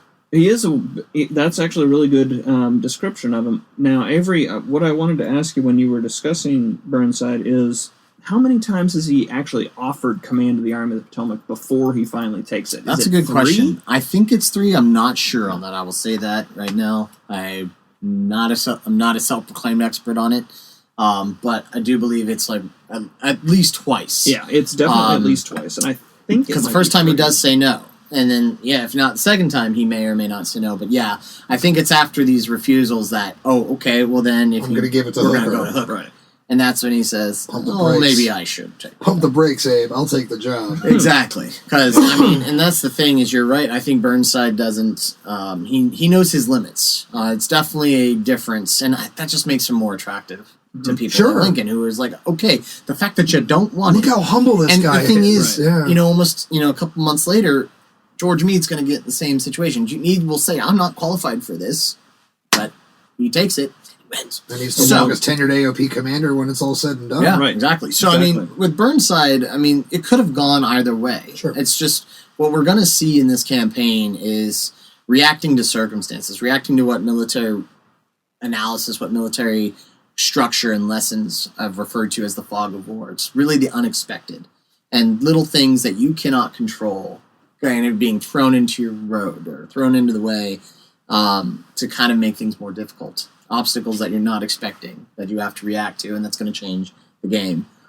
So I think that's something to consider for Burnside going forward, is that he really has no idea what's in front of him in terms of what's coming ahead and how he's going to react to that. So Burnside's in command now, and he asks Little Mac to stay on to sort of help the transition as a professional courtesy, as a friendly courtesy, and probably as of a little bit of anxiety, help me sort of take this army over and get it moving. So, and then from here, Lincoln's going to sort of place a time crunch on Burnside. He's going to give him, I don't know what it is, like a week, 10 days. You got to come up with a plan. So from November 9th, 1862 to January 1st, 1863, that's Burnside's window. Come up with a plan, move the army, execute it, win. All before the first of the new year. And to give Burnside some credit, he's going to come up with a plan pretty quickly, and it's going to get approved. Oh, yeah. And so what is this plan? So Burnside's plan, in fact, something we were discussing at some point, it's kind of echoing what's left of McClellan's plan. It's kind of taking a lot of inspiration from McClellan's movements here. But instead of continuing on a forward motion to try to split the Confederate Army, Burnside's instead going to divert back east. He's going to head back towards the Potomac, back towards the bay, and swing southeast. He's moving towards the city of Fredericksburg, Virginia. Now, if you've been to Virginia, there are a lot of rivers. A lot of them that run east-west, west-east, what have you. And because of that, it's like you got to hop across all of them. The Rappahannock's one of the longest. It's one of the largest obstacles you have going south. Now, whether Burnside's decision to do this was because he felt uncomfortable in going straight at Lee, we're not sure. But there's something to consider when you're moving back towards the bay. If you're trying to supply an army in wintertime, when you know that the roads are going to be a problem, you know that if you move further west, you're going to further isolate yourself from your supply hubs, you can stay closer to the bay because guess what? Boats can move down the bay. Boats can even move up parts of the Potomac and supply you. And so what Burnside is thinking, it's easier to supply my army if I stay closer to the bay. Plus, Fredericksburg's a perfect place to cross. It's the one part of the Rappahannock River that goes north to south. And that way, we can keep our forces completely consolidated on the eastern bank, make sure that we don't have any threats from any kind of cavalry raid or anything like that, and then we can cross the river here because it's very narrow. It's also got significant fords in the area, like Banks Ford, where the Rapidan River starts to branch off of the Rappahannock. And you got a lot of great high ground position, but for the most part, Burnside's plan is to move southward towards Richmond. Now, the thing about moving south to Richmond, a lot of people say, okay, this is really uncreative. It's just what McClellan was trying to do. On to Richmond, seize Richmond. That's not necessarily Burnside's goal here. He knows that he can steal a march on Lee if he gets moving fast enough. If so, if he can move the entire Army of the Potomac, swing them south, get them to Fredericksburg, there's a very, very important infrastructural, strategic thing in Fredericksburg that he can use. And that is the railroad. Is the Fredericksburg, Richmond, and Potomac Railroad. It is a railroad line that runs pretty much from, I want to say, oh goodness, I don't know where it starts, but I know it ends, of course, in Richmond. It runs south towards the southern capital. And so Burnside's thinking is, if we can commandeer a railroad line, if we can get a locomotive, a couple boxcars, a couple flat cars here, we can get all of our men and material on rail and move them south very, very quickly. They won't know what hit instead them. of traversing these really crappy road conditions. Instead of traversing the roads, because we have to continue to remember it is winter. We've already mentioned snow. When it's not snowing, it's raining. It's miserable conditions to march over. And the thing is, Burnside knows his army's going to have trouble moving on these roads. He also knows the enemy's going to have trouble moving. He also knows potentially Lee could have access to a railroad line if he's out near Culpeper or Orange. Mm-hmm. And so in Burnside's mind, he can get his troops at Fredericksburg to cross the river, occupy the railroad hub, maybe down around Moss Neck or even Hanover Junction and then move south. Now, the faster he moves south, sure, you could go and take Richmond maybe, but that's not his goal here. His goal is to draw Lee to him. Make Lee come to him. Make Lee fight him on ground of his choosing. Any military expert anywhere is going to tell you that's very risky because if you go into an offensive strategic campaign with a defensive tactical mindset, inevitably you're going to be giving the initiative to your enemy. They're going to be on the offensive. They're going to have the means to dictate it. Pretty much what's going to happen to Joseph Hooker months later at Chancellorsville. Right. And so, but we don't know that could have happened the same way in this campaign. We're not sure. But Burnside's thinking is if he can find a place between Richmond and Lee to dig in on, he will basically give Lee no choice other than to come at him. Because Lee can't just let a massive Union army advance on Richmond without trying to intervene. But Burnside says if you can get there fast enough, we can try to get Lee sucked into a trap, maybe, and have him attack us with his much smaller force. And then we can counterattack, obliterate him. That's something along the lines of what McClellan was hoping would happen when he was going up the peninsula. And Burnside, you see that kind of almost echoing it. Right. So there's a couple of places we can do that between Culpeper County, where the large concentration of Lee's force was, and of course Richmond. For Burnside, many of us at Fredericksburg and Spotsylvania have claimed that if Burnside was headed anywhere, there's no real clarification for it, but it appears he could have been headed to the North Anna River. You've mentioned that before. The North Anna River is another pretty big obstacle. It's a couple miles south of Spotsylvania County. And if you've ever been to Lake Anna, it filters out of that. Lake Anna is a pretty awesome tourist spot if you go down there today. It's pretty close to Lake Louisa. Somewhat, yeah. I've got family that's down there, so we never made it to Lake Anna because we were chilling on Lake Louisa, which Patrick Henry, not from, but had a residence in Louisa County. So I'm pretty pumped up about that. My name's Patrick, so we're good. I'm the one Irish guy not named after St. Patrick. So there you go. Yeah. But North Anna, what's very tactically attractive about the ground around North Anna River, it's very steep. There's a lot of bluffs. It puts Antietam to shame. It puts Bull Run to shame. The banks are very, very steep, and there are a very limited amount of bridges that go across it in the area. So Burnside is hoping if he can get his army down there, dig in, Lee will have to attack him at the North Anna. And, that's putting the ball in Lee's court, still very risky, but Burnside is certain that if he gets there first, Lee will have to attack him. So there was never meant to be a battle at Fredericksburg. It was always meant to just be a stop on the road. Right. It was supposed to be quick, get in, get out, go.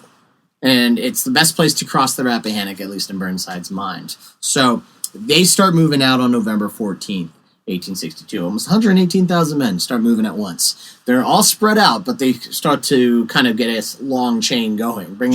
And also, one thing that gets a little strange here is Burnside's command structure.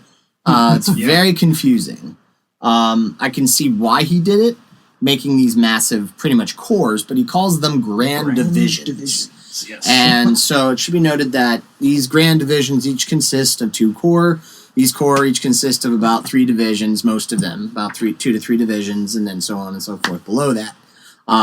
Going in front is what will be the Right Grand Division under Edwin Sumner. In that Grand Division is the Union 2nd Corps under Darius Couch, or if you're Ed Barr's, Darius and Couch. And you also have the Union 9th Corps under Orlando Wilcox. Right. Real quick on Ed Bars. Am I the only person weirded out by the eulogizing of Ed Bars that's going on while he's still with us? He's still okay for now, guys. Like, do you see that? Like, I went around the internet, like, fired. I was like, first, I was like, did he die? That's what I thought. When I first started seeing the emails, I was like, oh, God, Ed's gone. But he is not. And thankfully, but like, it's just super weird that they, like, there's this, like, real-time eulogizing of a living man. Yeah. So, God bless you, Ed Bars. You're the man we've all learned from you. Yes, absolutely. Thank you, Ed. But also, people get old, so it's, it happens. Yeah. Right. Calm down. That's why we do what we do, right? Because, like, Ed can't live forever. Yes. These guys can't live forever, so we got to pick it up. So step up. That's right. We're the next battalion in. Oh, shit. Yeah. But yes, the right Grand Division is in front. Behind them is going to be the left Grand Division that's under William B. Franklin, a huge McClellanite. He's very sore that McClellan is gone.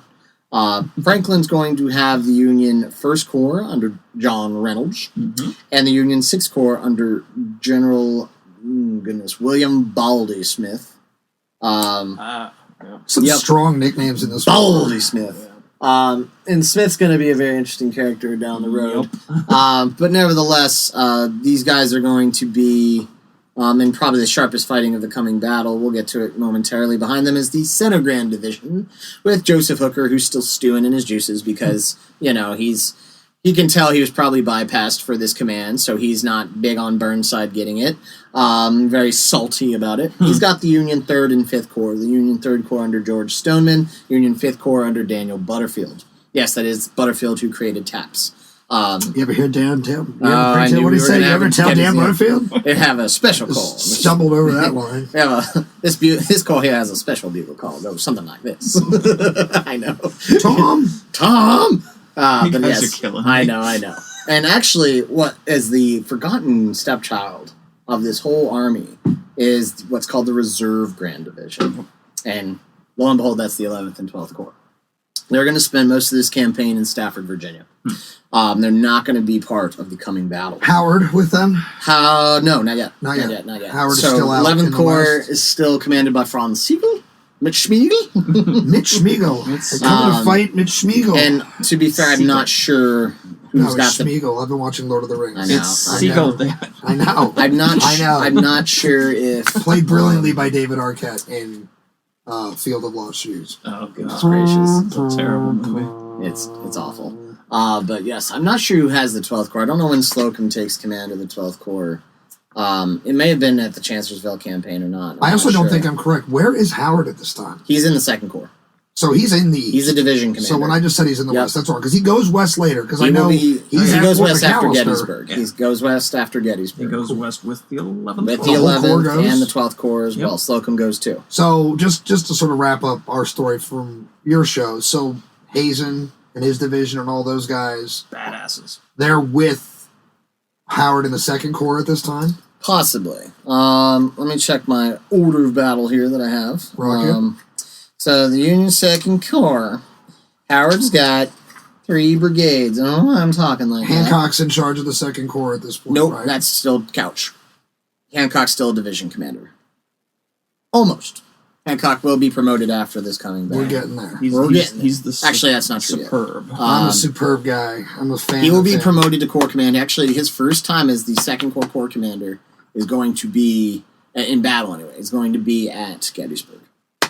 Because he's still division commander. Couch is still in command at Chancellorsville, but once Hooker gets knocked out, Couch is going to take over the army.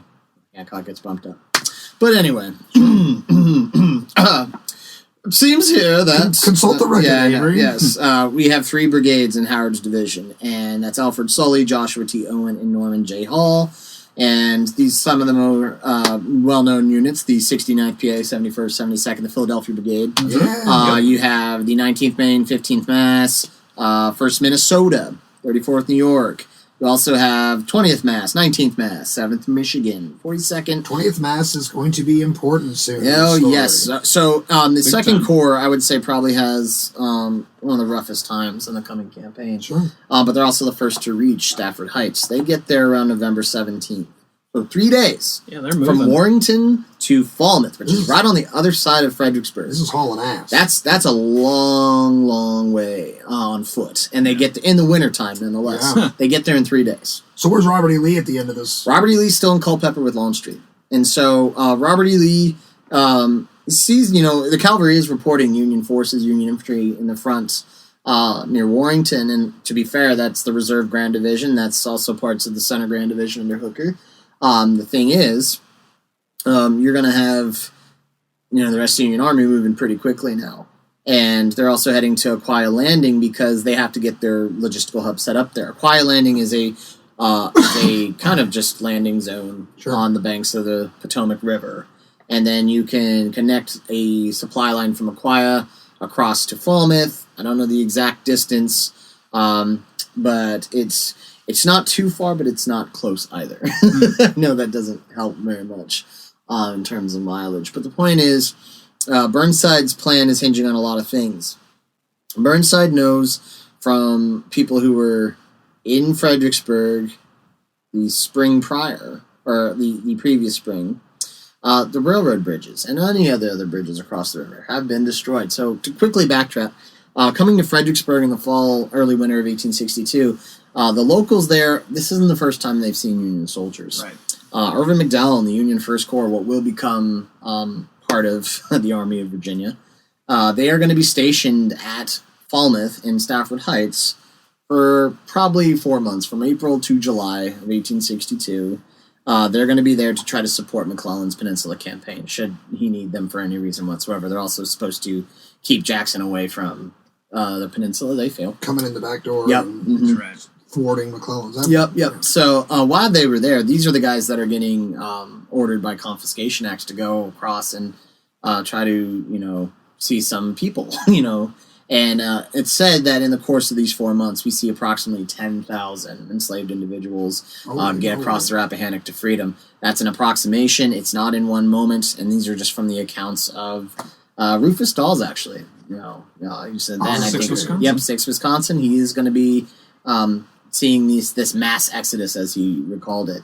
And so, there's already a reason for the white population of Fredericksburg to be a little salty towards any Yankees that come down here. There's a great song that touches on this. Everybody that knows me knows I'm a musician, and I like to, bring external things in, like sports and music, to help make history more relatable. Chris Stapleton, who is enjoying a huge amount of success as a country solo artist right now, has been a part of the legendary bluegrass group, the Steel Drivers, forever. And they have a song called Can You Run? Which is written from the perspective of I think it's a husband and wife enslaved couple, and essentially they hear the Union line is close, and their whole conversation is essentially, can you make it? Can we get there? Because all we got to do is get there, and it's a good song. It's a powerful song. Yeah. It also talks about the enfranchisement of the United States colored troops in a way, because it talks about basically being able to put a rifle on your shoulder and fighting for your freedom. So I really, anytime somebody sort of mentions McDowell's action specifically, I think about that song, and I wonder how much of an influence that moment specifically has on it. So it's from like McDowell's stay at Fredericksburg that a lot of the intel from Fredericksburg is getting to Union High Command.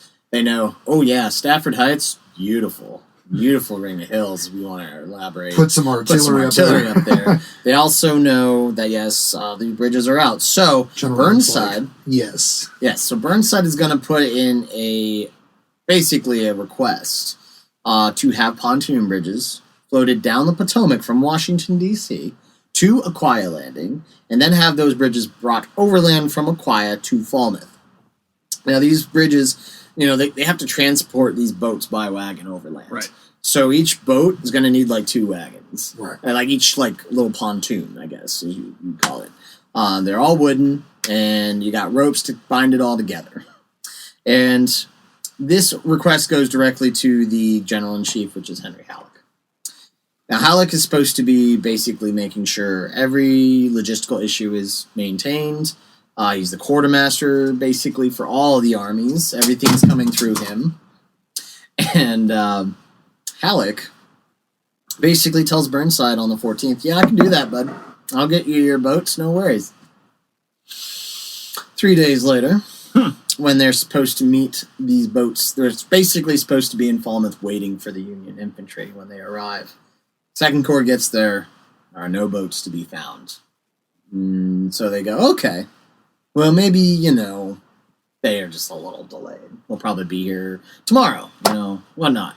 And as they're doing that, the rest of the Union Army starts to arrive. So just for perspective real fast, these pontoons are coming down from Berlin, Maryland, before they even get to Washington, like we referenced earlier in this episode. And I just looked it up while you were talking. It is 96.9 miles, tracing the route of the Potomac, either by road, the canal, or the river itself. So these pontoons are roughly have to traverse 100 miles, and this isn't a time. Remember, we talked about this in the first episode of the series here. There are no planes for logistical transport. There are no airdrops, so everything is being moved by foot and wagon. Yeah, and to be fair, that's the thing. I'm sure Burnside thought, hey, if they can get there when we get there, great. But I understand if it's maybe a day or two, couple days, late. yeah. Right. Here's where things get kind of crappy. So Burnside waits. By November, I believe it's the 20th or the 25th, he's going to wire to Halleck saying, hey, bud, we're still here. Still waiting on those pontoons. What's going on? Turns out, on their way back from Berlin, they got sidetracked in D.C. and have just been sitting. No one's been pushing them anywhere. They're sitting near a warehouse or a wharf in D.C., where they have been idle for many, many days. They also didn't have an easy journey coming down from Berlin. They were too big to fit through some of the locks. The canal was not built for military transport purposes, so this is a big deal. Coming in 1864, most of the armies are going to start traveling with their own pontoon departments. Yeah. And this is mainly because of this situation right here. Sure.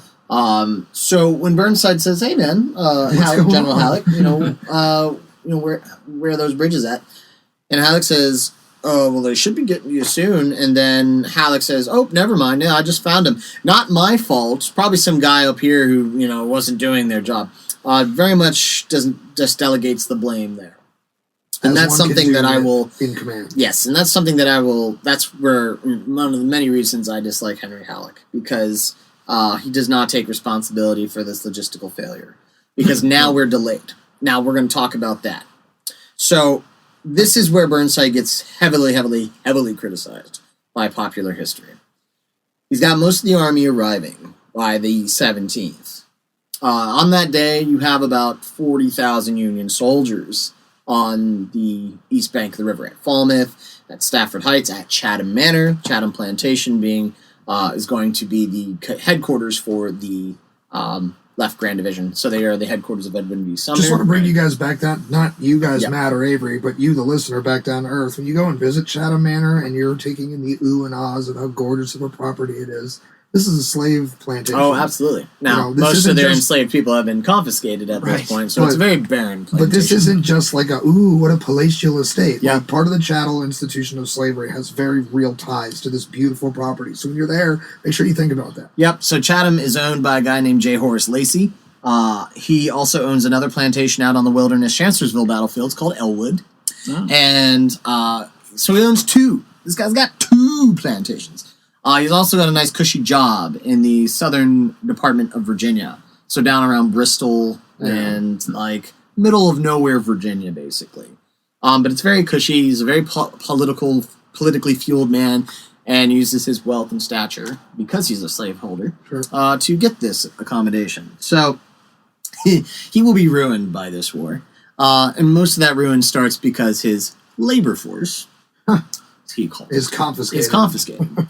And what's even greater, and this is just a quick side note because this is just the best thing ever. One of the escaped African-American enslaved people from Chatham is going to go on to enlist in the Union Army. Fights with the 6th New Jersey Cavalry, I believe. And then after the war, when Fredericksburg is occupied, this same Union veteran now comes back to Chatham, and he and J. Horace have a meeting. We don't know if it was an altercation or not, but man, would I have loved to have been a fly on the wall for that one. Because he was in his uniform, too. Rides up and says, hello, Mr. Lacey, probably. He said, what up, Rick? Yeah. James J. Horace. J. Horace? Yeah. My name's not Rick. You sure? Ricky? Yeah. Oof. But yeah, so Chatham is going to be, the Left Grand Division headquarters. Sumner's going to make his place there. Also will become a hospital in a few days. So we got 40,000 guys there. And only 1,000 Confederate militia. And so that river. leads me to what I was about to ask you. So we have 40,000 guys there and more streaming in. By the day. We have 1,000 militia, posing this force across it would never have stood a chance in an upscale fight. Where in the world, Key the Rock, Carmen Sandiego music, where in the world is Robert E. Lee? Finally is going to be reacting to this on the 18th and 19th. Gets Longstreet moving out of Culpeper because he realizes, thanks to Jeb Stuart's reconnaissance, that, hey, the Union Army's gone. And hey, they keep going southeast. And Lee goes, well, now, what is southeast of here, I wonder? And Lee is very familiar. Yes. So Lee... Do it. Lee is thinking of Fredericksburg because he's very familiar with it. It is not... Chatham is not the place where he courted his wife, Mary Parke Custis. It is not. That is a myth. He did not court her there. He probably courted her maybe somewhere around Fredericksburg, because Mary Parke Custis is the, I believe, niece or grandniece of Mary Washington. Right. And so that's where these two lovebirds... Oh, man, Virginia royalty. George Washington's family and Robert E. Lee's family Pretty much related, but it's fine. That's all Virginia nobility at this time. But the point is that Lee is familiar with Fredericksburg, so when he hears that Burnside is moving southeast, he says, oh, he's going there. But he stole a march. Burnside and Lee realizes this. So Lee basically is sending Longstreet post-haste to Fredericksburg as fast as he can. He gets a wire to Jackson, who's between Winchester and Front Royal and Strasburg in the valley, and basically says, hey, you need to haul butt all the way to Fredericksburg, please. And so what Jackson's going to inevitably do, he says, you know what, it's going to be easier if I go south to Newmarket and get on a railroad from Newmarket to Orange Courthouse, and then from Orange they march overland to Moss Neck, which is further down the Rappahannock River. But it's going to be south of Fredericksburg. Jackson's guys ever get tired of just going back to the valley? They're like, dude, every time we get to the valley, we leave the valley. Like, all we do is march. Oh, we march more than anybody in this war. And this is also on the march. This is where Jube Early will get into trouble for being a little lit. They're basically coming out of the passes there, and Early's division basically stops. And they weren't supposed to. Jackson rides up and sees Early kind of sitting on a box there, and Early looks up at him and has, according to the accounts, the sheepish grin of a man who is endowed with spirits or whatnot, is the indirect quote. And I'm like, so Early's hammered and is like, it's fine, man, we'll get there. And Jackson basically is like, I'm disappointed in you, General. Jube. Ooh, yeah. So Jube is in hot water with Jackson going into the Fredericksburg campaign.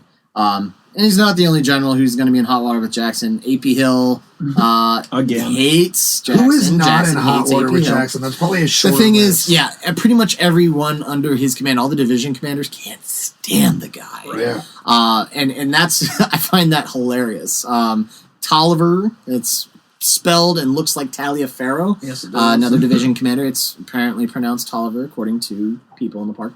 And you have... I got the same lecture. Yep, and you also have Daniel Harvey Hill, not to be confused with AP. DH is a different hill, but there are two hills. Yes, remember, name that hill, name that Anderson. Lee, name that Anderson. Yep, pretty much. And they're going to eventually catch up. Now, what's crazy is, getting back to the Union side of things, a lot of what Burnside gets criticized about, and what popular history has loved to roast him, is that in the time he was waiting for the pontoons, why not just cross at these fords? There's plenty of fords in the area. Sure. And the thing is, Burnside was looking for places to cross. He wasn't just sitting there going, oh, nope, we're going to wait. He is actually conducting a lot of scouting in the area. There's a couple things to consider, though. The Confederate infantry may not be here, but there is a lot of Confederate cavalry. Not all of them affiliated with Jeb Stuart. There's a lot of independent cavalry militia commands in the area who are going to basically post up near these crossings. And the thing is, the Union cavalry is not going to be on the other side of the river, so they can't tell you exactly who's over there, how many in strength there is. Could be garrisons from Richmond. We don't know. So for Burnside, there's a very real fear here that, yes, I can cross at Banks Ford, and we could start crossing here, but the thing is, if we cross, we have to do it all at once. There's another thing to consider is the rain, the weather. The river's going to get The flooded. type of river it is also It's a tidal river. Right. So it comes in and out with the tides. It could rain in the Shenandoah, and it's gorgeous in Fredericksburg, and that river can come up. And it's going to get muddy. It's going to get swift. I've tried to kayak that river going upstream after a rainstorm. It's impossible, and I will never do it again. You have some muscles though from you. Oh, it was a great workout. It was a great workout. Pick things up and put them down. I maybe moved like half a mile in like 2 hours. It was Yikes. It was very, very swift. So that's the kind of thing you're confronted with if you're Burnside. So let me pose this question to you guys, and this is a hypothetical, or a rhetorical even. What I would say to you is, answer. if you were in Burnside's shoes, say you get a portion of the army across, but then it rains. Right. The river floods. Say it's just like one grand division, so there's 2 corps over there. The river's flooded. We can't cross. We can't give them any support. They're now trapped over there. And here's Robert E. Lee with his whole army. Those 2 corps. How screwed are they on a scale of 1 to 10?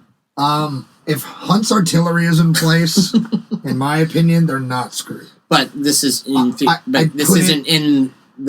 this isn't in view of Stafford. I'm talking hypothetically. If we're crossing at Banksford, it's Banksford. My bad. They're screwed if they cross up there. They have no real. That is a very presence. real fear for Burnside. Sure. If he gets a portion of his army across, not in they don't get everyone across in time, and the river floods, then he's got half of his army that's now trapped with the enemy at full strength. So my caveat to answering that is, depending on where the crossing takes place, if there's no artillery presence, they are screwed. If the artillery has good placement, like they're going to... But they're not going to have it at the time of what we're doing now. Sure, but there's probably... The rest of the artillery is still coming up. How many guns do you think are with that 40,000, though?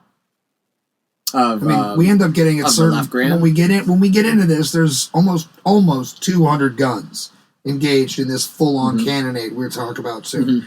So how many of those, 170, 180, do you think are already here, quote, online? Or available. Or at least in the reserve. I mean, it's probably a fair number. It's going to be from 2 different corps, the 2nd and 9th Corps. So that's why I caveated with artillery. So I would say they're screwed on a level of 8 at Banksford. But, you can they're screwed. You can shell all live long day, but the point is that a unit's still trapped there. Right, but that's the point is they can buy state. time with that artillery. All hypotheticals. Again. So, this is something but I'm saying in the vein of what Burnside is thinking, that's a very real and very fair concern. Absolutely. And so also another thing to consider is boats could get here any day. We don't want to get too hasty. We don't want to, abandon the boats and risk having them captured by Confederates either. We don't want to just, we want to stick to the plan. If we can get the boats here, we can cross. Well, by November 27th, first couple pontoons start to arrive. Finally. That's 10 days after he initially got to Fredericksburg. Sure. By the 27th, you have 40,000 Confederates that have now arrived under James Longstreet. They get to Marie's Heights. And we still cannot cross because the rain has done exactly what Burnside was afraid of. And it roars up. So it's darn good he didn't try to cross a portion of his army without those boats because, man, Longstreet would have ate him. Yeah. And so now Burnside has to wait, not by choice, but has to wait for the tide to recede, for the river to calm. Because you can't very well build pontoon bridges across rushing water. Right. And so meanwhile, as that's happening, the rest of the Confederate army is now arriving. Burnside may have stolen a march on Lee, caught Lee off guard, but now thanks to fog of war, thanks to late pontoons, thanks to very real concerns tactically and strategically, thanks to the weather, Lee has been saved. Yeah. And that helps my argument saying, is Lee really the greatest general, or is he a real just benefactor of circumstance? I would because he definitely benefits from the circumstances. I'm not a super Lee apologist, but I will say this: I think that you can apply that sentiment to almost every commander in the war. Yeah, certainly. And literally, they're saved. And if that's the case, then Lee is the luckiest general in the world for sure. Oh man! But the point is, we're not going to get into that now. Yeah. The thing is that now Burnside has to wait. And in the time he's waiting, Jackson is arriving at Moss Neck, and he's slowly starting to filter up from the south to join with Longstreet at Marie's Heights. So if you have Stafford Heights on the eastern banks, on the west side of west of town, west of Fredericksburg, Marie's Heights is the counterpart to that. It's a 5-mile-long line of hills that all anchor together. Matt, I have a question for you. Is the railroad what keeps Burnside from going all the way down to Port Royal and crossing. Like, there's a pretty good chance of moving an army successfully if you go down to Port Royal, cross there, and continue moving south. Why does this not happen? It takes time. Actually, I think Avery's point regarding the direction of the movement of the army, they want to head roughly towards Richmond. They don't want to be swinging around exactly. and dilly-dallying. They don't want to do anything that's been done before. And you just said it. Right. Time. Right. There's not enough time. Because of this January Because 1st. of that deadline. Yep. We have to move now. It's December. And your point that things that have been done before, we fought at Port Royal. This has already happened. The bridges near Port Royal have been compromised or destroyed in many cases. Right. So just by circumstance, the Union Army is getting boxed in here. They have very limited options. By the time we get to December 10th, 1862, the waters have calmed. Excuse me. The tide has slowed. There's mist pervading the air. But now, there is 78,000 total Confederates. The entire Army of Northern Virginia It's one of Lee's largest armies. Largest it'll ever be during the war. In a single battle, I should say. And they... Bigger than Gettysburg. Yes, just by like 3,000 guys. But yeah. Yes, so Lee's got 78,000. They are arranged on a 5-mile long line of hills. And they are fully prepared to defend it. They've had time to dig in their artillery. They've had time to fortify these hills to make it basically a big, impregnable stronghold. And they, to kind of give people a sense of the geography here, the railroad line runs south. The armies are on either side of it. So I've had people actually ask me, like, okay, so what's to stop them from just jumping on a train and just bypassing the Confederates? I'm like, well, gee, I don't think Lee's going to sit there and let him go. They got on a by all train. means, go. Yeah, no. You have Good move, guys. You have to get across the river, played. capture the Well town, played. capture the railroad, find a locomotive with enough cars and whatnot, and then hope to God that the Confederate Army doesn't Just attack. doesn't open up on you. You need to destroy the immediate threat in your vicinity before you do anything else. So that's where people say, okay, well, still, why cross here? Why do anything else? The marauders have receded. Okay, so yes, theoretically, Burnside could find another place to cross. But now Lee's going to shift to wherever he goes. Because the Confederate cavalry on the other end, Jeb Stuart's covering the flanks, he's covering the fords. And people ask me, what's the cavalry doing in this battle? It seems very infantry v. infantry. It was. Cavalry is covering all the different fords. Sure. And they're probing at each other. There's a lot of different cavalry skirmishes around Banks Ford. There's one down near the fords around Moss Neck, south of Fredericksburg. There's just a lot of probing going on. So there's very limited time. Now, Burnside could always fall back and just call it a day. We don't have a battle. We don't do anything. Man, if you fall back in the face of Robert E. Lee and you don't attack, people start to smell a coward. Plus, you're the guy that's replacing McClellan. All eyes are on you. People are very curious to see how you perform. Spotlight is on. It's like if you are one of Ariana Grande's backup dancers and she gets booed off stage because she insulted somebody in the crowd. And then you're the new headliner, but no one knows who the hell you are. And the spotlight comes up on you. Whew. I'm sweating just thinking about it. I'm super intrigued by the fact that you just went Ariana Grande. Ariana Grande! All three of us listen to a fair amount of heavy metal in this room. And you just went there. Well, she's the first pop star I thought of. I don't know why. But the point is... I know why. I know why. The point is that... Jesus. The point is that if you're Burnside, you really have only two options here. You can fall back and risk the political fallout that will come if you don't do anything. Or swing, buddy. Swing away. They're right there in front of you. This is not where we wanted to fight a battle, but by God, a battle we shall have. And so, now Burnside's got to shift gears. Sure. Not prepared to fight a battle at Fredericksburg before, but now, in literally just days' time, 2 days' time, he's got to formulate a tactical plan to best strike at Lee. And the thing is, on paper, it doesn't sound like a terrible plan either. The plan's pretty solid. The plan is this. So, you got 5 miles of hills, right? Well, we don't want to go directly at the center of these hills because the line, for those who are not looking at a map right now, it makes somewhat of a U shape. Going from the north, it curves backwards, kind of loops around and coming back down towards the south. It's not a straight line. So if you attack the center of that, you're running a gauntlet. You gotta attack the flanks. You're forced to attack the flanks. Now, the topography around Fredericksburg is a nightmare for the attacker. It just overwhelmingly favors the defender. Is Lee enjoying a bit of internal lines the way that the Union will in the fishhook at Gettysburg? A little bit, yeah. The defender's always going to have those interior lines of communication. Well, I just meant with the way that the line is curved, the flanks will be closer together than they would traditionally be arrayed out. Generally, in a line. it's kind of like I'm holding a book open right now. So it's kind of like if you open a book and the spine is kind of Lee's headquarters, the other ends of the flaps, one is Lawn Street, the other is Jackson. And so, like, you don't want to attack directly in the center of that, but you can definitely get forces from one end to the other very quickly. Sure. Now, on the Marye's Heights line, there are two hills, that jut out further from the others. One is Prospect Hill to the south. That is a very interesting-looking hill because it's got a nice little finger of trees that come down off the slopes and out into the open ground. There's like 2 miles of open ground between the river and this tree line. And then further up the road, further up the line near the city itself, you have Willis Hill. At the base of that hill is this nice stone wall that was not built on purpose. There is a road that runs behind it, also called the Sunken Road. Well, I mean, it was built on purpose. It wasn't built for military purposes. It wasn't built for military purposes. Right. But, well, actually, nobody just goes, let me accidentally build a wall. Well, here's the thing. Here's the story behind that wall is that, so over time, people traversing what was called the Sunken Lane, there would be rocks in the road. So they just kept piling the rocks on the right side of the road. And over time, that pile of rocks got higher and higher until eventually it became a wall. And even more so is that people built properties there after that wall was constructed. So the Martha Stevens house, oh no, I worked there and I'm forgetting Innes house, which is also owned by Martha Stevens, but and a couple other ones down the road as well. The whole Sunken Road runs for about, I'd say, a mile, and Willis Hill is a huge hill.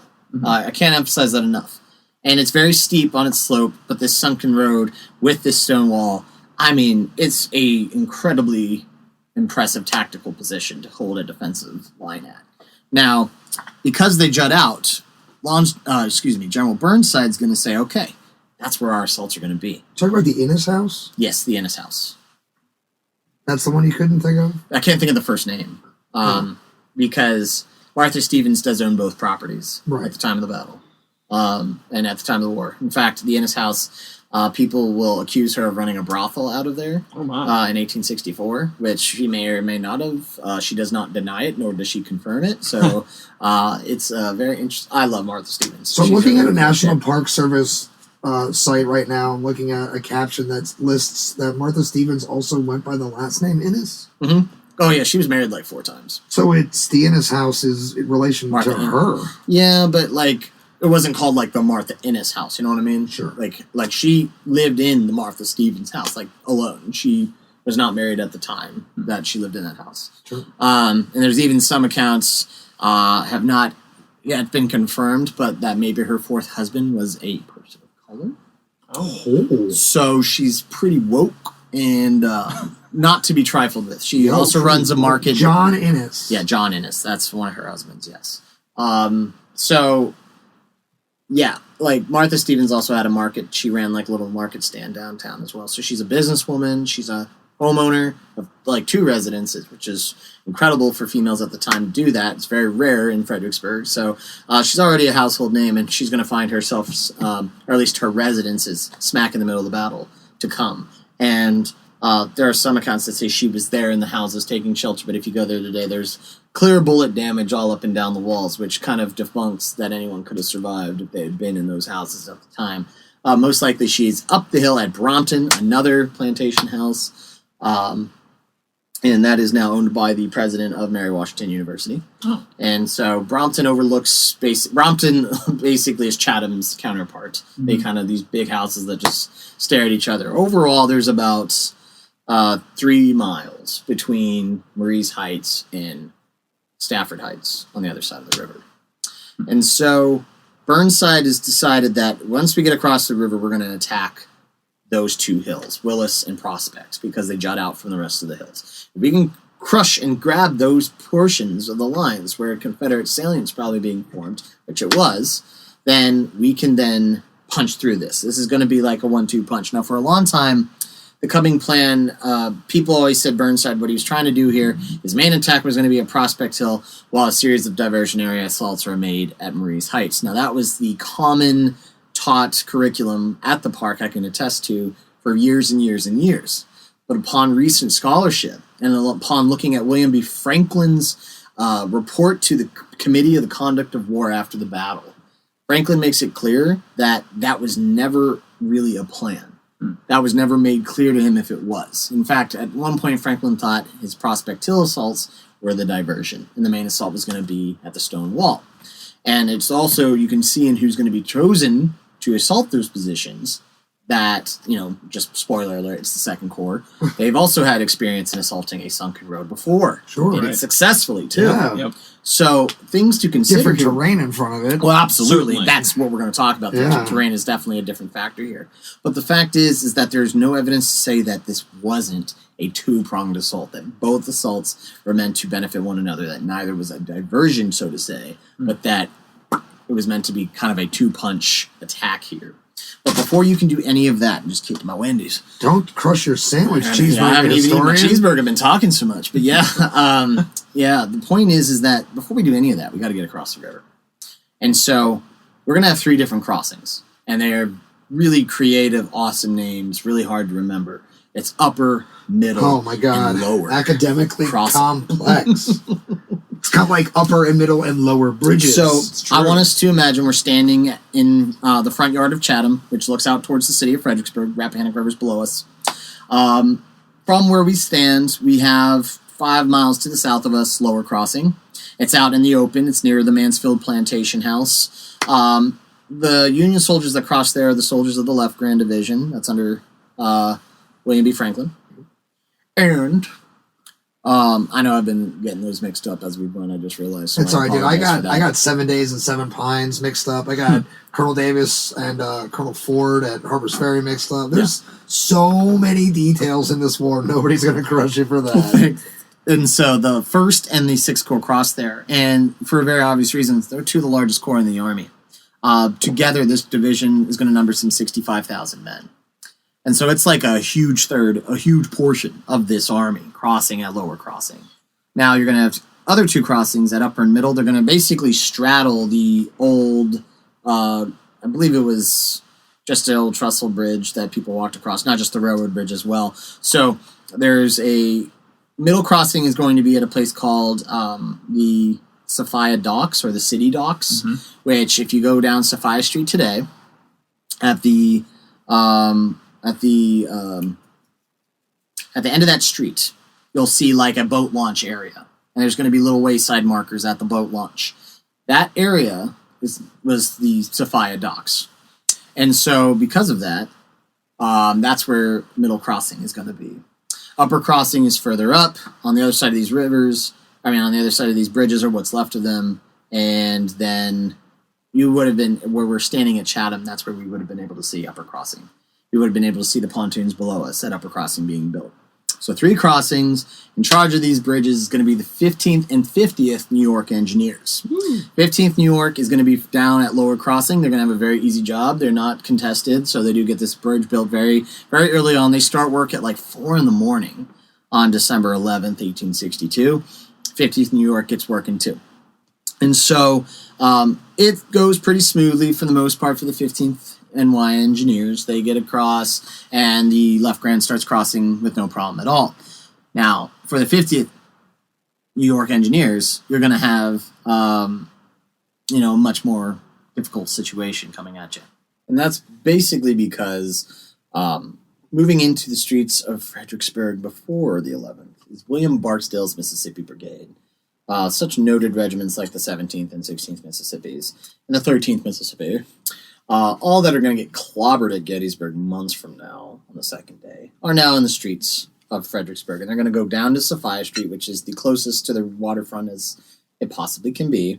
They're going to occupy the basements and some of the downstairs and even upstairs areas of some of those houses. And they're going to be anticipating the Union crossing. Now, their job, as directed by Robert E. Lee, was just to delay the Union crossing. But Barksdale, just by matter of fact, really, is going to succeed so well that he's going to stay put for a lot longer than he was intended. So the plan isn't to hold the line; it's to just slow the advance down enough so that we can make sure we're strengthened up top. Yeah. And I should also know by this point, most of the civilians are already out of town. Most of the civilians started getting out of Dodge around the 17th when the Union Army started to arrive. I was going to ask you about the pop culture representations of that versus reality. So in the movie Gods and Generals, they make it seem literally like, as the fight is happening. like civilians are like, oh, this battle we saw staging is actually happening, and they're all streaming out of the city screaming, while bullets are panicked. flying. In reality, it's more or less a ghost town by the time this is kicking off. If there aren't people left, they're taking shelter. They know what's coming. So in the same way that, like, the thing is... They have more of a time to prepare than the people at Gettysburg did. Right. So, like, that's something that should be taken into effect here. People that are still there, they aren't leaving. Right. They aren't leaving. Most people have had plenty of days. Now, there have been artillery shells raining down. And maybe that's where the movie was trying to portray was multiple different events in, like, one day. Point is that there is mass exodus of civilians from Fredericksburg in the days leading up to the battle itself. There is even one instance where they do bring a train up to bring civilians out of there. And this train is shot at, whether it's by accident or on purpose, we don't know, but it is shot at by artillery crew on Stafford, and the shell hits, I think, one of the cars, but doesn't destroy it. Successfully? It's pretty impressive. It's like a moving target. Right. Now also the only account from this is from the South, so we can't take it all for a fact. I've got to take a grain of salt with that. That's right. Remember, guys, your opposing news medias are going to try to demonize and vilify everybody on both sides of this war. So I mean, so whether it was, I'm going to go with most likely it. Definitely, there was a shell that either hit or landed near the train, but it was not on purpose. So, what's crazy is that in those days, most of the people were getting out. Anyone still there is taking shelter, and they aren't leaving. So, nevertheless, most of the houses occupied by the Mississippians are empty, except for Mississippians.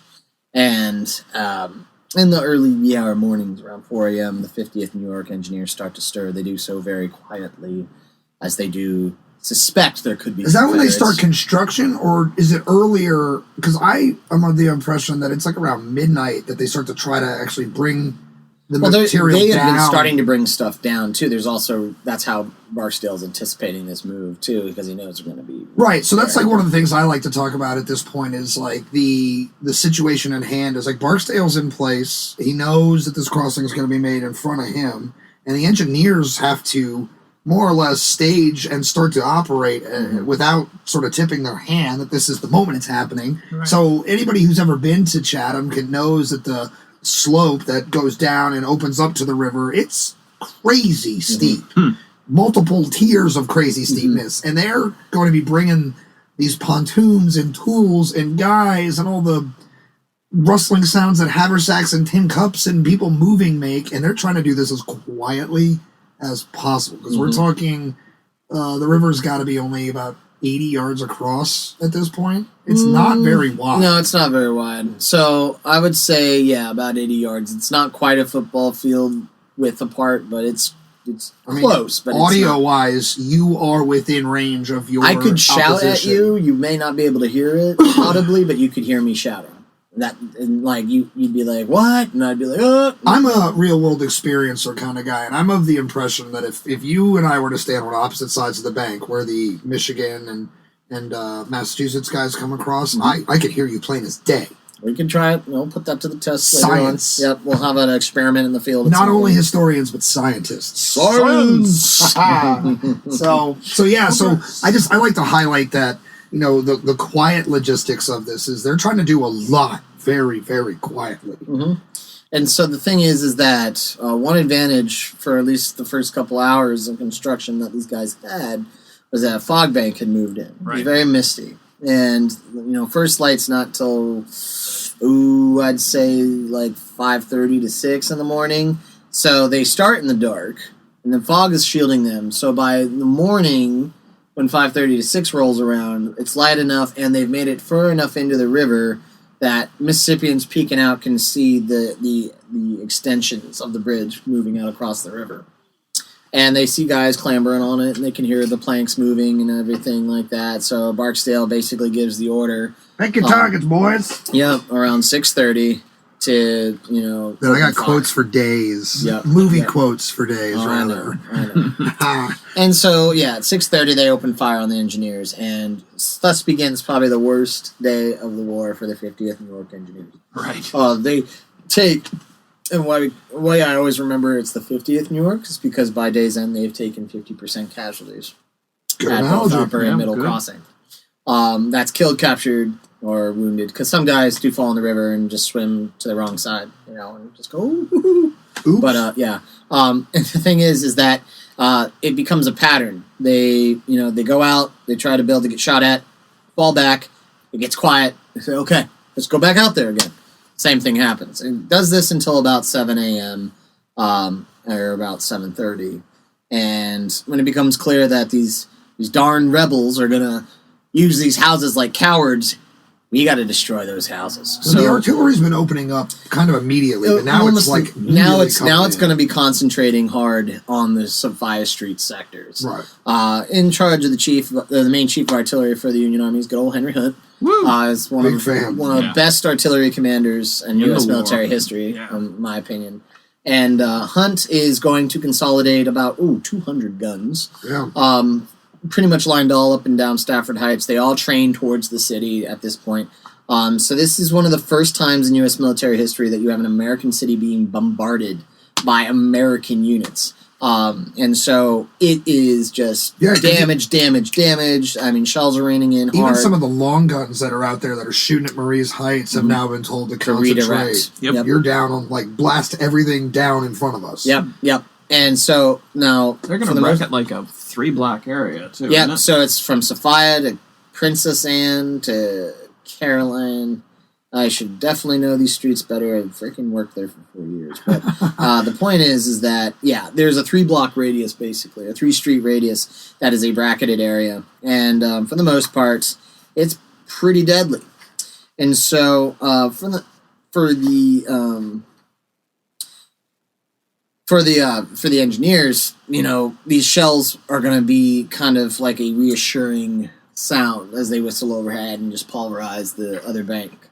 But every time they go back out there, man, they just keep opening up because these guys are taking shelter in the basements of these houses. And so, with that being said, what you're going to have... okay, so here we go. There's 3 streets. Sophia, Caroline, then Princess Anne. I had that wrong. You had it flipped. It's not a big deal. Right, the streets. So one of the things I like to talk about here, you just kind of alluded to it, is they're taking shelter in these basements, and a lot of these basements and the houses and the foundations, they're made out of stone, thick stone, exactly, kind of like ready-made bunkers. These are like foxholes. Yeah, and they're taking an insane amount of artillery punishment. A lot of ordnance raining down. When you get into the math of it, the amount of guns, what they're laying down, the calibers of the guns, everything like that, you're kind of thinking everything in front of this is getting pulverized. All these Mississippians are gone. These buildings are destroyed, da-da-da-da-da. And that's not the reality of the situation. And in fact, you could point to almost any time in history with good artillery but good defensive systems. I like to bring this in conversation, like Matt and I do this a lot back ahead from where we're at to the First World War. And you talk about all these creeping barrages and these insane 1,000,000 shells in an hour kind of artillery bombardments. I always equate, and the Germans are always there, or the Canadians or British are there. Yeah, that's what I always equate. This is like a World War I style situation where, being a Confederate soldier are going to be pretty shell-shocked by the end of it. Their ears are definitely ringing, but they're very much in the fight. They're there, and they're alive. But on the flip side of that, Avery, the guys who are not in those basements and things... they're gone. Yeah, anyone who was on a second floor or first floor level when that barrage, you're done. Yeah. There's a bunch of Mississippians that get caught out in the streets. And a couple Floridians as well. Yeah. There's David Lang's brigade, or not David Lang. David Lang. Yeah. His Florida brigade is on the left flank of Barksdale's Mississippians as well. They cut and run almost immediately. Because they're in the open. Because they are out in the open. So Mississippians do not forget this. They let the Floridians remember this in every battle that comes. Like, hey, don't run like you did on December 11th.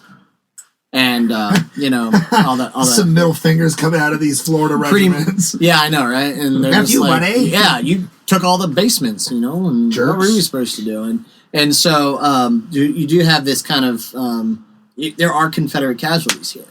But eventually, it's very clear that this barrage isn't going to cut it. We have to get across, and we have to establish a beachhead so that we can defend that beachhead as the engineers have some cover to protect it. So, in the immediate vicinity of Chatham, and the upper crossing and middle crossing, is the Union 2nd Corps. And so, coming out of these units, coming out of this corps, are going to be 2 regiments, the 7th Michigan Volunteers and the 89th New York Volunteers, headed by Colonel Henry Baxter, who was going to command a brigade at Gettysburg a couple months later.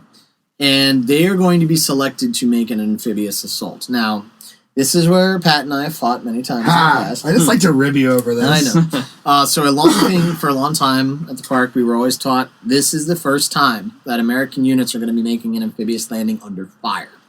And should be clear that this isn't artillery fire that they're under as they're going across the river. I mean, there is Confederate artillery shooting back, but it's not accurate. They're under small arms. They're under small arms fire.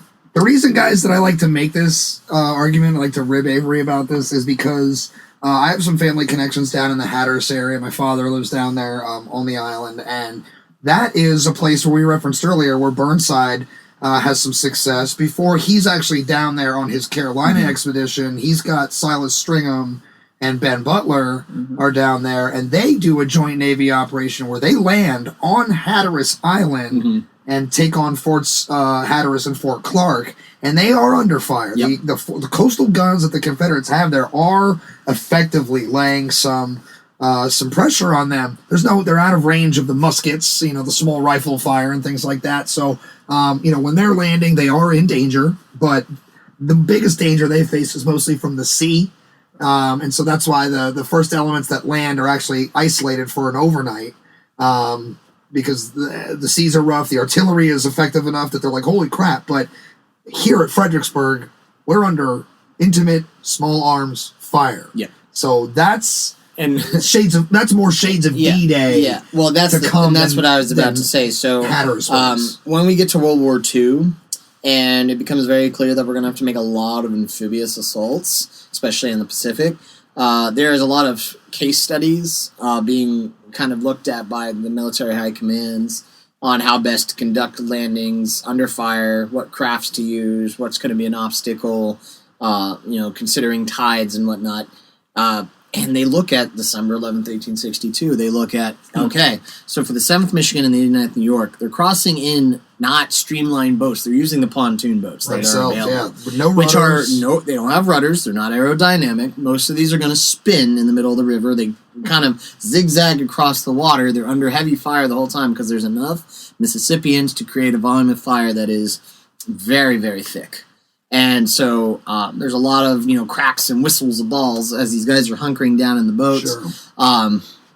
If you're an officer and you're standing up, Henry Baxter, for example, is standing up and he is going to be shot in the chest. He's going to get a nasty wound there. He's going to survive, but he's going to get a bullet in the lung pretty much. And he's going to be out of the fight for some months. But nevertheless, these guys do get across the river. I believe it's by... probably 9 o'clock maybe. And so they are going to then establish a beachhead. They're going to take the vicinity of the houses on Sophia Street.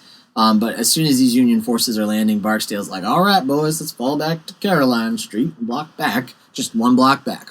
And so they immediately go back in. Now, this is where you have Confederates, like these regiments, these Mississippi regiments, splitting up almost by what appears to be like... smaller companies, or platoons aren't really a thing yet, but they're splitting up by squad basically. Yeah. And they're going to be occupying these houses. They're going to be on secondary windows. They're on balconies. The movie did do this pretty well. Even though it's Harper's Ferry. Even though it's Harper's Ferry, yes. They are popping out of like every nook and cranny of this town right now. They're in the street. They barricaded the street. They put up roadblocks. This is very Black Hawk Down level crap here. And so, yeah. So, these two regiments are pretty bloodied up, but nevertheless, they get across. They're waiting for reinforcements, and most of these reinforcements are going to come directly from the Union Second Corps. So, like I said, this is a really rough battle for the Second Corps. I mean, they had to do all these ingenuitive things, and, doing a landing in these pontoon boats, establishing a beachhead, waiting for the pontoons to be built, and then they have reinforcements coming in, who have really no doctrine on how to correctly street fight in this situation. Right, we've never really done this before. We've had loose flirtings with this at other points in history, but we've never actually bitten off the street fight. Right. The thing, and what some of these units are going to learn the hard way is that you're going to have to improvise. The 20th Massachusetts, for example, it's going to have the worst day of the war for them. And that's from their mouths. They said December 11th was the worst day of the war for the 20th. And that, to me, which is just saying something. They basically come up from the river near Fauquier Street, I believe, and it's either I think it might actually be William Street. They might be closer. So it's like either Fauquier or William Street that intersects at Caroline. Did you just say Fauquier? Fauquier. Is that Fauquier? Fauquier. I thought it was Fauquier. I've heard all kinds of pronunciations, but. You're probably right. I'm the only one from this area, so that's why I just like to make sure we're pronouncing things right. It's like Pennsylvanians get really weird about Schuylkill and Gettysburg. Yeah. Like, I can't tell you when I first experienced Schuylkill, and I was like, the Schuylkill River. The person I said that to died inside so that's all right. bad. When I was little, I used to say Schuylkill. Right. So Schuylkill River, guys. Schuylkill Valley. Schuylkill. But right. Yes, it's just fun. But anyway, the 20th Mass basically is coming up in column formation, and the Confederates just catch them in a interlacing crossfire at this intersection, and it just mows guys down. And the thing is that they do it like 2 or 3 times until finally we realize, okay, to make sure this doesn't keep happening to every regiment that advances up a street, we're going to have to split off into squads again, and we're going to have to clear each house. You have basically Fallujah, Iraq style fighting here, where you have Union soldiers breaking off into squads, kicking in doors, and kind of just running through the house, because you're not like, this is not a SEAL Team 6 moment at all for these guys. Right. They're not clearing room. They're not going clear. They're basically just barging in, and if there's Confederates, there's a lot of hand-to-hand combat. And in fact, according to Henry Hunt, he could judge the progress a Union unit was making in a house by the amount of screams that were silenced quickly by floor to floor in a house. So it's like dark. It's very dark. So that's another thing you should note. Any Mississippian found is not like no quarter. Yeah, they're not. Put them down. These guys are pissed. These Union soldiers are not having a good morning at all. So they're not really in a very forgiving mood if they do come across any Mississippian that's foolish enough to still stay in the same spot. Wow. But Barksdale is falling back periodically from street to street until eventually, as this fighting is continuing throughout the day, it's almost 1 p.m. Right. So it's been almost 3 hours of street fighting at this point. It's so disorganized and broken down. Not really many people understand what they're supposed to do in the Union side of things. And that's why it's taking so long. And even with all of this confusion, it's not even going to be the bloodiest episode of this battle. It's definitely for the 20th Massachusetts. But, they're still trying to figure out how best to take these houses. As for Barksdale, he finally gets a courier sent down from Robert E. Lee saying, excuse me, sir, you've done your job, now you need to fall back. And basically, Barksdale gets the idea, and by 2 o'clock, his forces have completely withdrawn out of Fredericksburg. And so, at that point, I assume any Union Second Corps unit still in the city goes, finally, they've captured it. And with these bridges built, finally, the Right Grand Division under Edmund V. Sumner, with his headquarters at Chatham, starts crossing these units. It's going to take about 2 days to do this. And because there's 2 corps, 2nd and 9th Corps, almost. The 2nd Corps units are going to cross them the rest of the day of the 11th. 9th Corps troops come across later. And while this is going on, we've got a lot of those 2nd Corps units now beginning to, as Pat would call it, blow off steam. Yes. Okay. Yes. So there is. And what's happening with that? So there is looting done. Okay. And, with the first of the war, some people said this is the first American city looted by Americans. in U.S. military history. I'm not sure that's think that true. With the Peninsula, I doubt that. Or the Boston Tea Party, technically, just saying. Real quick, before we get into this part, I was looking for this while you were talking because one of the followers on the History Things with Pat Instagram sent me this when I was doing the Fredericksburg live stream with John Heckman, the tattooed historian. It was about Major Henry Abbott of the 20th Massachusetts, and he was a young guy. Oh yeah. He ends up buying it at the Wilderness later in the war, which is a battle I know you're fond of interpreting. But yes. In his death, a lot of the soldiers memorialized him, and they referenced their experience with him. And it was this one of these, I guess, accountings of his actions with the 20th Massachusetts at Fredericksburg when they are going through that meat grinder of a street fight. And it said that the legendary suicidal charge of the 20th Mass regiment occurred on December 11th, 1862, and in less than 60 seconds, he would become the focus of a hidden and annihilating fire from a semicircle of houses. His first platoon had vanished under in an instant, 10 men falling dead by his side, and he had quietly turned back to where the other half of his company was waiting, and he had given the order second platoon forward, and was again moving on in obedience to a superior command to a certain and useless death. When that order was countermanded. The end of this was only a few seconds, but if you had seen him with his indifferent carriage and a sword swinging from his finger like a cane, you would never have suspected that he was doing more than conducting a company drill on the camp parade ground. He was little more than a boy, but the grizzled corps commanders knew and admired him, and for us, who not only admired him, but loved him, his death seemed to end a portion of our life also. So what I really like about this is that this is a young guy who finds himself in the worst of the worst in life. And, we talk about everybody has their moment. You're comfortable in some weird place. For this kid, who knows what he would have become, but his moment is under fire. And he's very cool. And obviously what you hear, there's a lot of devastation and a lot of lives lost, but that kind of valor or coolness, calmness, probably also saves an incredible amount of lives. Oh, yeah. Sure. And I just think that Major Abbott's worth noting in that street fight because, like you were saying, this is the worst day in the war for the 20th Mass. And, you're hearing things where 10 guys are dead in an instant. Yep. And his two platoons are, in a matter of seconds, getting raked with devastating fire. And he's just there coolly conducting his command and walking off the field, kind of twirling his sword like a cane, and man, that's a badass. And he's a kid. I love Henry Abbott. I mean, Abbott's accounts are what we used many times at Fredericksburg. But so getting back into the street fight, or to the end of the street fight, and the beginning of the looting, definitely not the first time that this happens in U.S. history. And it should be noted, something to be discussed about the looting is that a lot of it gets really blown out of proportion by the lost cause narrative. Sure. There are some accounts that make it out that these guys are all drunk and they're basically on spring break and they're dragging women through the streets by their hair. That's absolute crap. Yeah. So I'm just going to go out on a limb and say the looting that occurs here, it's pretty standard of the time. This is not the first time it's happened, as we've said. It's also not going to be the only time we see soldiers in the war do this. The Confederates, don't let them say anything else, but man, did they loot Gettysburg. They occupied that town. Oh, yeah. They want you to think that, we were such gentlemen. And we Dude, when they're coming into Frederick, only months prior, Frederick is absconding with its own stuff so that the Confederates don't get their looting on in the city. And they still do to a fair degree. They burn the Examiner. Anyway, the point is, I know. That's a little sore spot there, Avery. Well, it's just funny. It's fun to me.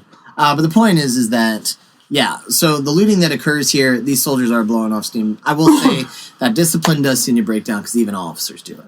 But for the men of the 2nd and 9th Corps in the town, it's been a rough day, And I'm not making an excuse for it, but you go through the morning they went through. Well, that's what I was going to say. I think there's some credence to apply to this. Like, not only did they just campaign and march and fight for several months, but they just singularly went through the weirdest thing they've probably gone through in combat. They fought. And may ever go through. And right, they just fought in an urban situation. And also, Fredericksburg's a very well-known battle. I mean, this is the birthplace of George, or at least the childhood home of George Washington. His mother was living in town. Right down there is where George Washington chopped down that cherry tree. Yeah, pretty much. That you have, Jesus. God, I told you, quotes for days. I know. But the point is that, Fredericksburg is very well known. So it's like, wow, we captured this city. You're darn tootin'. It's symbolic. Where it's ours now, And this is it's a new kind of mentality where it's almost a conquest mentality that the Union Army didn't really have before. And this is something. I mean, this is an army that almost took Richmond. And, took Yorktown, and I'm sure they had the same idea there. But now, after everything they've been through, after the year they've had, they now have Fredericksburg in their hands, and they're able to capture it. And so, they take what they will. And it's not the only time it's going to happen. It's not, this is just, it's not as they also don't blown out of proportion as you'd think it was. Right, and they also don't make off with everything they're taking, because Marcena Patrick realizes he can't totally, individually stop this, so he just resorts to the big net. So he's just surround the city and don't let anybody out. And to be fair, not everyone is just drunk and taking things and destroying stuff for. There is a fair amount of order in the city. When you hear looting, a lot of it is also just soldiers kicking in a door and going to sleep on someone's couch or bed. Sure. There's plenty of beds and stuff to be had, ones that aren't burning or destroyed. Sure. And so they're going to crash here. This reminds me of World War II so much, like a Band of Brothers kind of scene. Yeah. Where it's you take Carentan, or you take a town in France, and then you basically just bunk where you find it, and you take what you find. And I'm it's not it's just a common thing. I'm not saying I agree with it, but it's a commonality in a lot of wars that we fight in throughout our history. Well, it's human. You just fought. You're tired. You want to rest. And these are better conditions than also you kind of want. It's simple as you just want a souvenir. Sure. You want to remember this, and these guys. You're not going to forget it, but it's like, oof. I got this at Fredericksburg, and somebody afterwards is gonna be like, "Oh yeah, you lived through that." Yep. So there is a reason for that. Sure. But so by December 12th, you're gonna have about 35,000 Union soldiers in the town of Fredericksburg, 65,000 about 5 miles to the south, and now they're in place. So we're across the river. Burnside's plan can finally be enacted. For the Confederates on Marye's Heights, there is, at the very least at the Sunken Road, there's 900 yards between the Sunken Road and the limits of the streets of Fredericksburg. On the night of the 11th, throughout the day of the 12th, they can just hear laughter. They can hear the smashing of glass. They can hear all this stuff. And that's probably where they are not able to confirm anything visually, but they can hear it. So that's probably where that's where all these accounts of, they were animals and fiends, and I hope they come out here because we're going to kill them. And that's basically the sentiment of a lot of the Confederates in the Sunken Road, which belongs to Thomas R. Cobb, his Georgia Brigade, among which is the 24th Georgia, the 18th Georgia, the Phillips Legion, Cobb's Legion. 23rd Georgia's up there too, I think. 23rd Georgia. So this Georgia Brigade is going to number almost about, I want to say 2,000 men. But sizable brigade. It's a sizable brigade. It's huge. I mean, the legions alone, they're massive. So they're also going to be reinforced by North Carolinians a lot. There's Kershaw, South Carolinians up on the hill. You're also going to have, I want to say Abner Perrin's Alabamians as well. So when we end the day on the 12th, Avery, we have everybody in place. Everyone's in place. On both sides of sides of the line. And the 12th has been a big logistic day, meaning there's not any real fighting or some skirmishing. There's picket stuff on the edge of town. Barksdale isn't completely out of the town. He's kind of on the edge. He's posted people up in the old mill race in that canal ditch that's cutting through. They're taking pot shots at guys on the edge of town, and there's a lot of artillery. There's sporadic artillery fire. Confederates, they are sighting their guns the days leading up to this fight. They have also pre-sighted their guns to the point where it's all bracketed. Everything is bracketed. They had stakes out there in the middle of the field. Longstreet famously, or E.P. Alexander, his chief of artillery, famously says, "No, sir. Chicken couldn't live on this field. Not even a chicken could live up once we open up on it." So, I will say, and the Union forces can see that, especially on both ends of the field, down anchored on a road known as the Bowling Green or Old Richmond Stagecoach Road. Today is Route 2 heading south. That's kind of the main starting line for any Union force. Anyone east of the line is a Union picketer. They are looking out at almost a mile or 2 miles of open ground in front of them. And there's just it's really a very kind of womp kind of situation. So that's why they have to cross a lot of open ground to get right. So that's what I like is, and I did this in our Antietam episode, and I'm going to quote Gandalf once more because I'm a Lord of the Rings guy. But like, this is going to end the day on the 12th. Everybody in place. This is the deep breath before the plunge. Yes. Everybody knows now this fight is happening tomorrow. It's happening where we're all arrayed, and all we got to do now is kind of wait. Yep. So that must be a tense night, I would say, more for Burnside than it would be for Lee, because Lee is holding really good positions. Yep.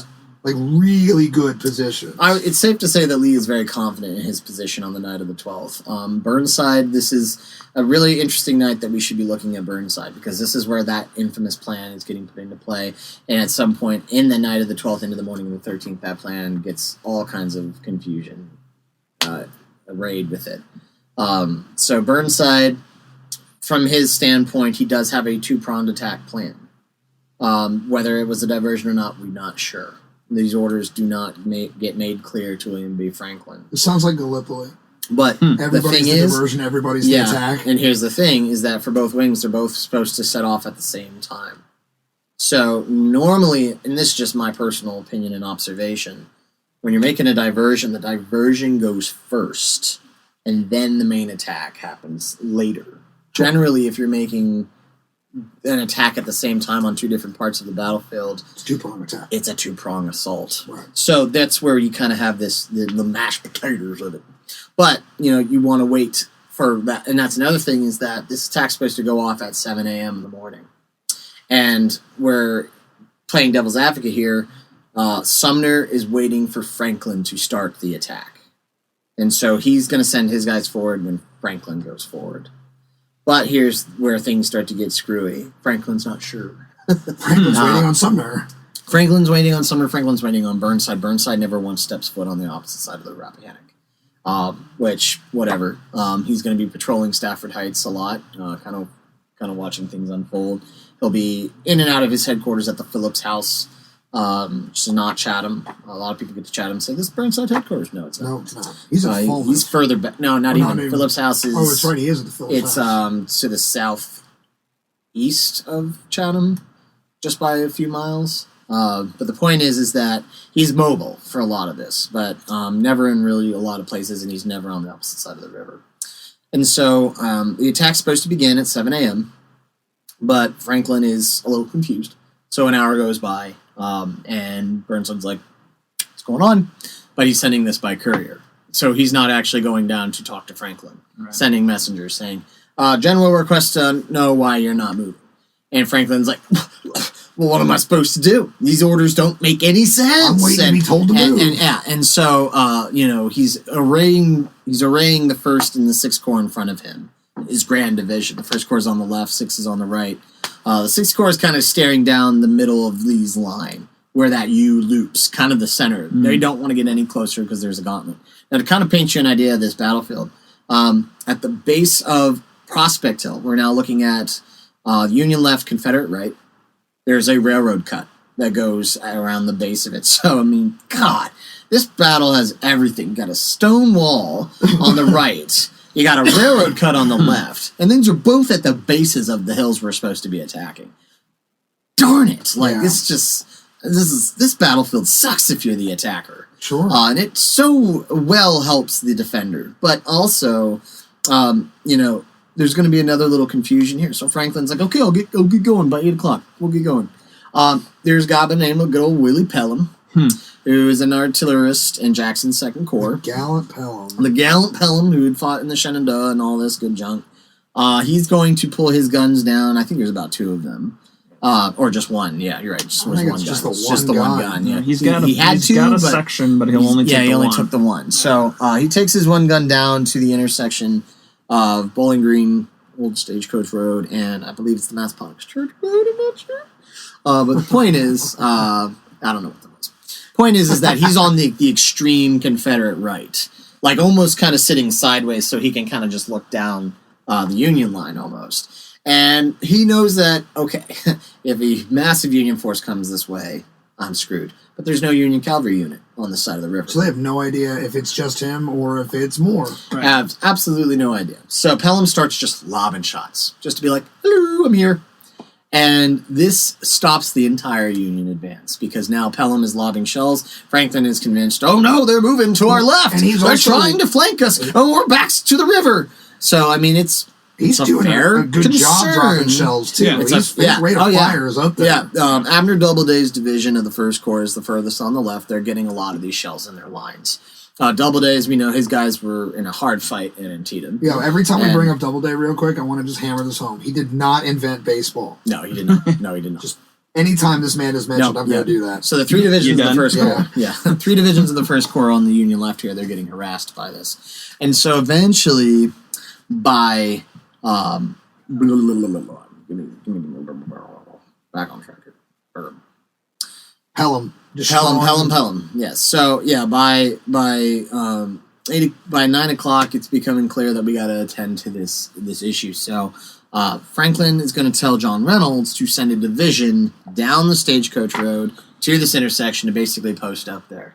So some 6,000 men of Doubleday's division is going to start moving away from the front. Now we've taken one of the 3 divisions we were going to throw at Prospect Hill, and we got to send them down this way. Leaves us with 2. So got John Gibbon and George Meade with the Pennsylvania Reserves. And so Doubleday, he's sidetracked. Now, here's where things get very interesting.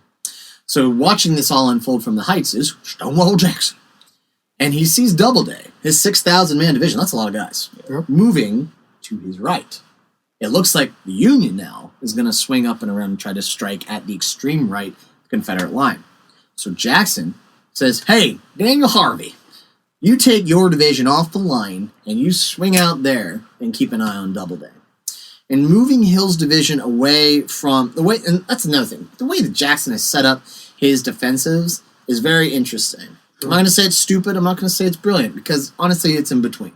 He does have lines of, like, advanced lines of defenses. Like, he's got 2 divisions, a couple of 100 yards behind them is another 2 divisions. So defense in depth. Defense in depth is the word I was looking for. Thank you. He's got Taliaferro and early behind... Taliaferro. Taliaferro. Yeah, they're behind... they're supposed to be behind D.H. Hill and A.P. Hill, who are on the front of the line. But taking D.H. Hill off the line basically leaves A.P. Hill to just kind of have nobody on his left flank on the hill. To continue my joning on A.P. Hill, is he on the field or is he sick? He is on the field. He is on the field this time. I love doing that. I know. He's not in the best of health, but he is there. He's on the field today. He is on the field today. So show up for work. The thing is that he was supposed to somehow connect with Tolliver's lines. And there's only 1 brigade of Confederates that is in the middle of these 2 giant Confederate divisions on the hill, on the Prospect Hill area. And that's Maxcy Greggs' South Carolinians. And they have not settled his differences. They have not settled differences. Maxcy Gregg was also, I'm sure, a favorite of Pat's because he wears that pirate hat. I love pirates. Yeah, I know. Maxcy Gregg does have a pirate hat. Maxcy Gregg's a tool. He fought for the wrong side. But. He's a huge tool, but yeah, he was rocking that pirate hat for sure. Mm-hmm. But his lone South Carolina brigade, everyone just assumes, okay, they're in there, then the lines are connected. Also, Maxcy Gregg can't see anything in front of him. It's all woods, because he's right at the spot where the finger of woods comes down Prospect Hill and out into the lowlands. That same finger of woods is going to become a problem for the Union forces, but for now, it's obscuring Gregg's vision of what's in front of him. And Jackson is so preoccupied with Doubleday's movement, he does not put any fresh troops to fill up those holes. So, as that's happening, it's now 10 o'clock, and Burnside says, okay, we need to get this ball rolling. And Franklin is now very content that with Doubleday on that left, his left is secure, we can start this assault. So at 10 o'clock in the morning, he's going to order John Gibbon, George Meade, go forward. At the same time, assaults are going to begin on the other end of the field at Marie's Heights. And that's going to be William Blinky French's division of Darius and Darius Couch of his 2nd Corps. Couch is going to watch the 2nd Corps assaults happen from a cupola on a church. I can't remember the name of the church, but it's in downtown Fredericksburg, still standing to this day. And he watches everything as his troops go up the slope towards Marie's Heights. The assaults both below and at Marie's are now kicking off at 10, 3 hours after they were supposed to have begun. Exactly. Okay. Yep. So, real quick, before I go back to Prospect Hill, what you have to understand, and we're going to talk about this because I'm going to divide this up when I talk about the Maurice Heights assault. But what I want to say about Maurice Heights, what I want to say about Willis Hill, what I want to say about the Sunken Road, this area, it's a geographical funnel. The Second Corps, yes, was selected to lead this assault because, hey, they had successfully captured a sunken road at Antietam just 2 months prior. Right. Now, here's the thing, though. At Antietam, the topography was very, very different. It was in their favor. It was in the favor of the attacker. That is not the case here. They could only hope for a similar result because these guys had the experience of doing so. And so, to give you an understanding of what's going on here, 1 second. Just to paint the picture real fast while Avery's looking for a reference, is at Antietam, the Second Corps is advancing.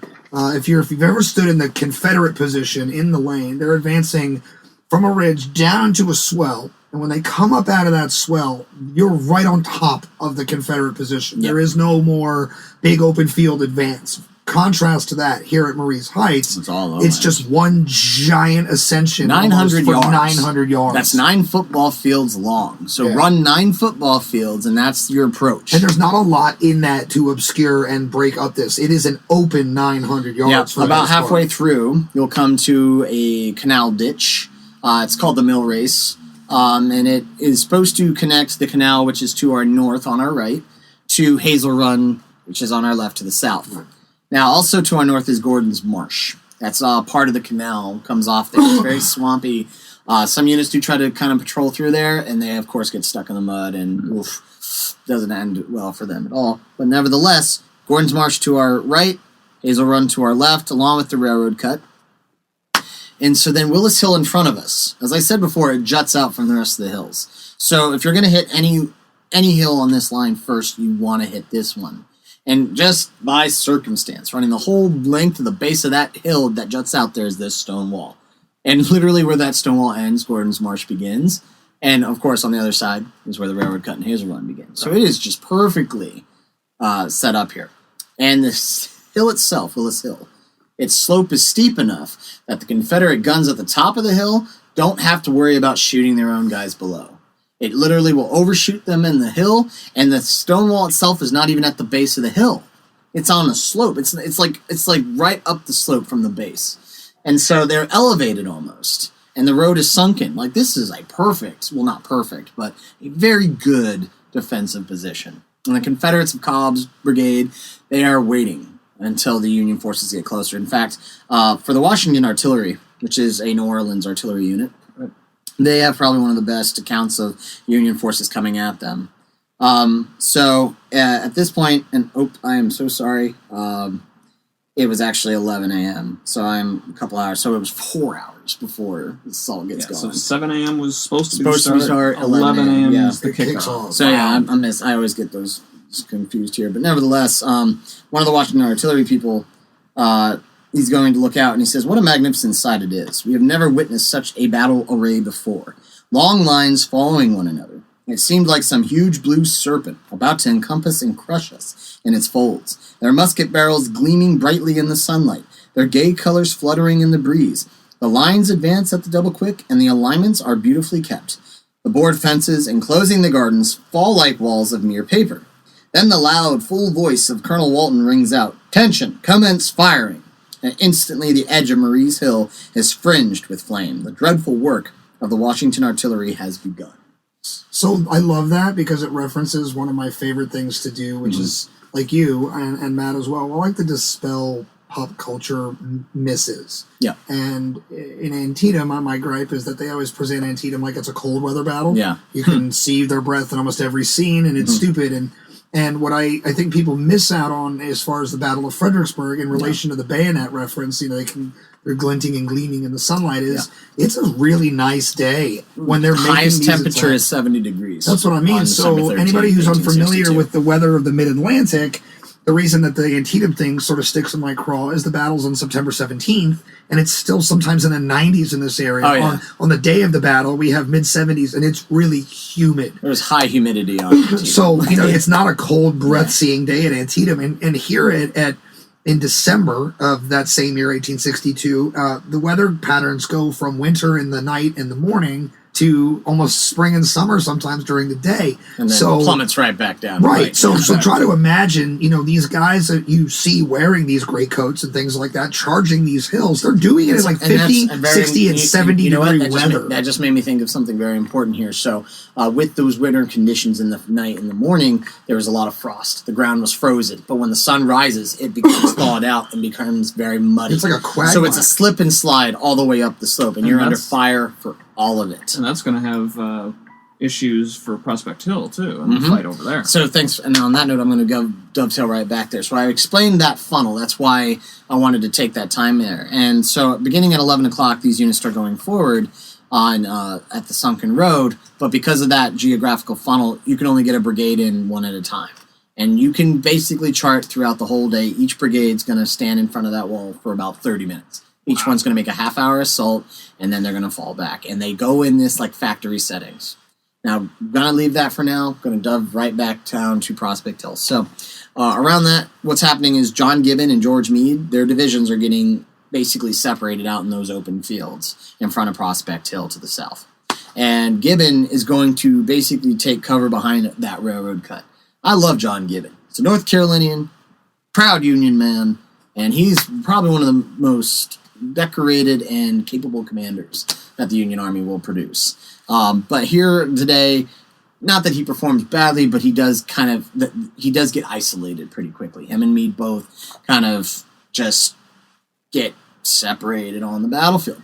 Gibbon is going to be occupied by James Lane's North Carolinians for most of the day, and that's the same brigade that's going to shoot Stonewall Jackson 6 months later. So wah wah. Yep, but nevertheless, they're going to occupy John Gibbon here. So that's John Gibbon, a North Carolinian, facing a brigade of North Carolinians at the base of Prospect Hill. Perfect.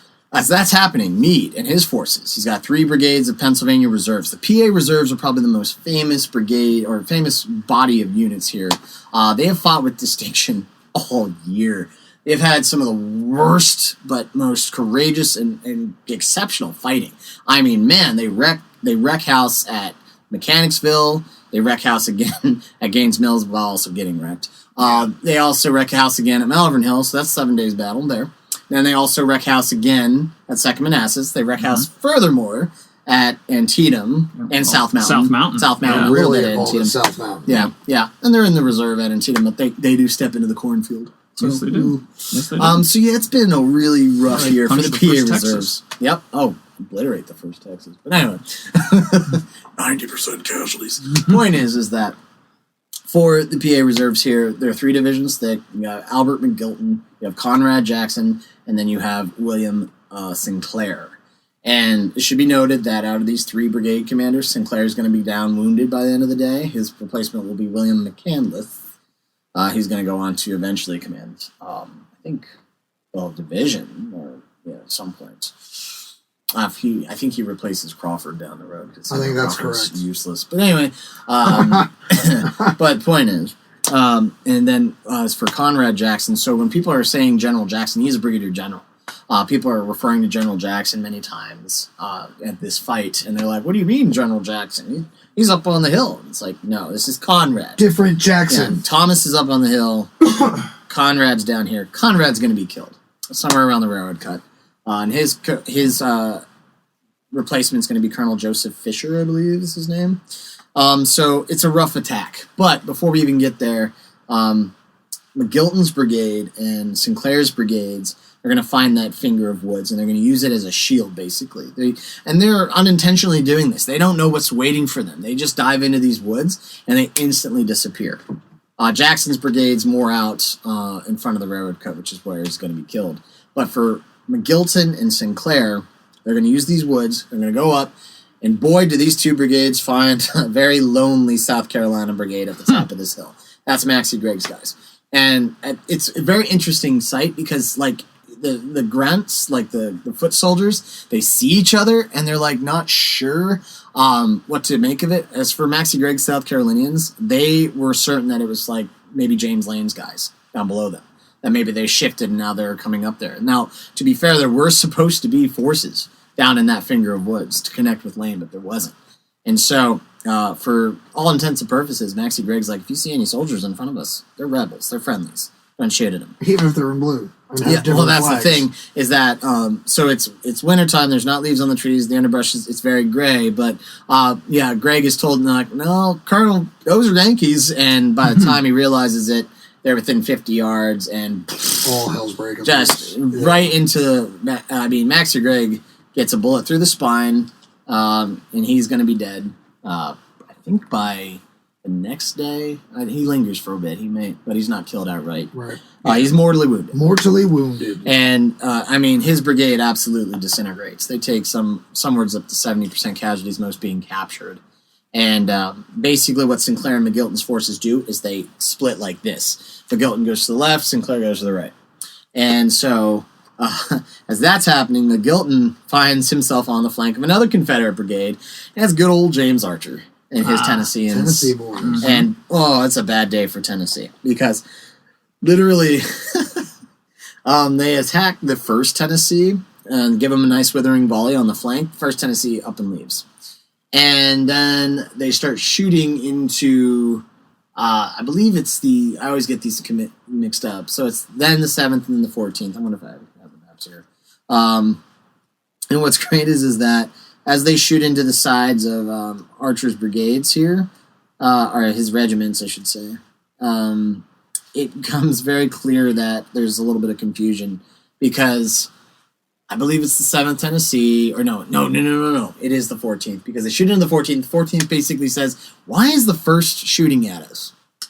And basically, we're like, what are you guys doing? So they send couriers over to be like, hey, knock it off. And then once the couriers kind of get over, they're like, oh, no, like, they're Yankees. And so then they basically panic. And it's because they're being shot at from not just the side, but almost the rear as well.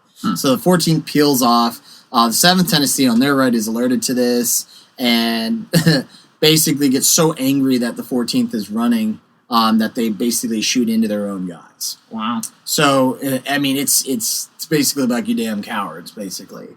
Now, I could have that mixed up. But you don't hear about that interpretation from the 14th Tennessee very often. Nope. And I want to preface that by saying I'm not entirely sure. That is the story. The units could be mixed up there. But that does happen. That is recorded in the accounts there. So Archer's brigade basically disintegrates. And then Brockenbrow's Virginians are next. Now, James Brockenbrow's useless, as we all know. And his guys crumbling is no surprise there either. So what you have is most of A.P. Hill's division is pretty much getting rolled up like a wet blanket. We see that a lot. And, that's pretty impressive. So George Meade's watching this unfold, and he's like, woohoo! We got a breakthrough. Let's go. And he goes to, looks over at Gibbon, and he says, oh, Gibbon's occupied, because he is in a very fierce fight of his own.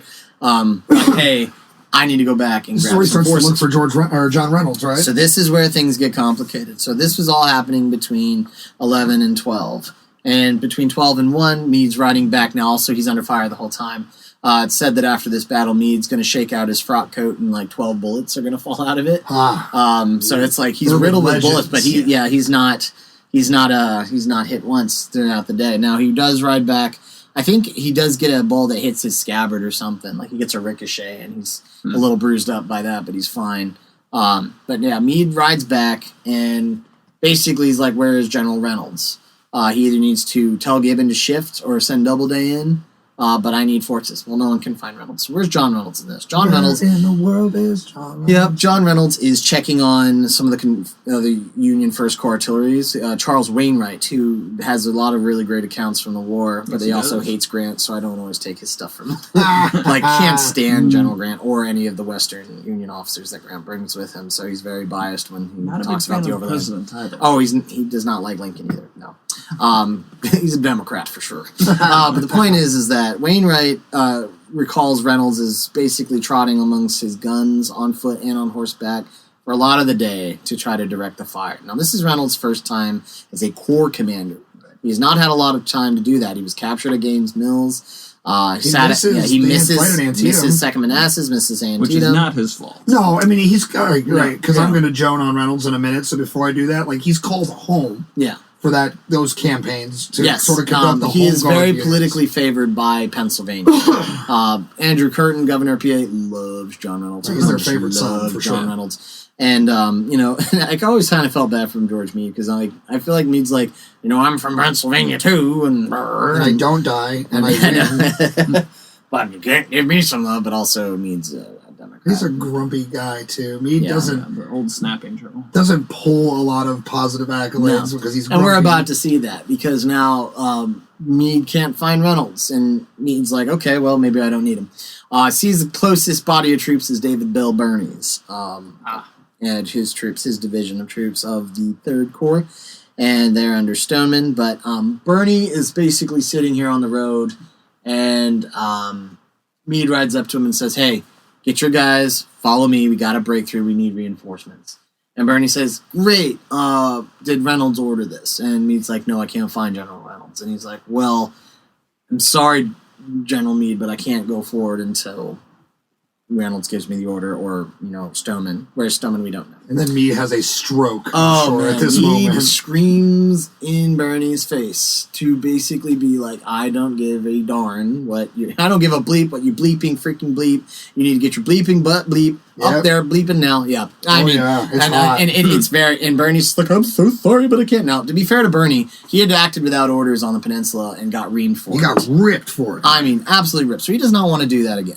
And so it's important to remember that what happens in another battle can affect something down the road. Sure.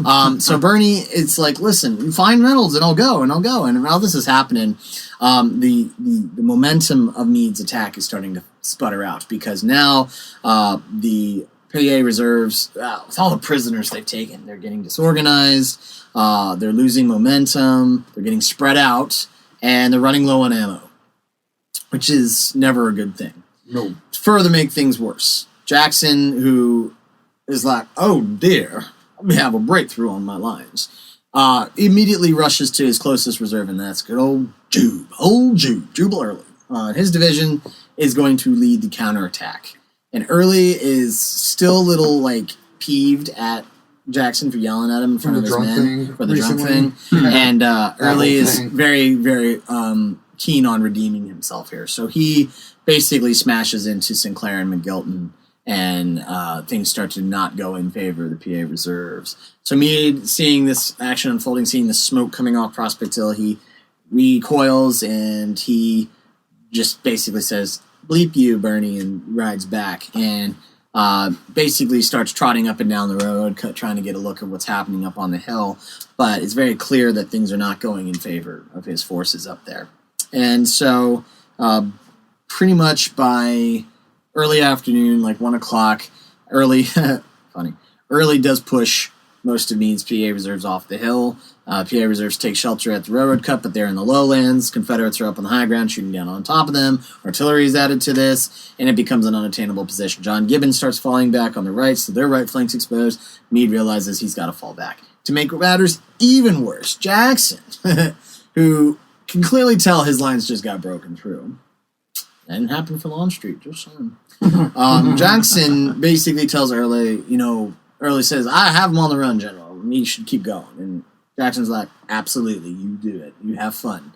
And Early does proceed to pursue the withdrawing Union forces back across these open fields. Now, as soon as this is happening, and the lead of this attack is Edmund Atkinson's Georgia Brigade. And his troops are leading this Confederate counter-assault. Around 2 o'clock, they get down to these lowlands. They're shooting at the PA reserves as they withdraw, shooting at Gibbon's forces. But as soon as Meade and Gibbon reach the old Stagecoach Road, Union artillery pull up to that road and just see Confederates out in the open and just boo, boo, boo, just let them have it.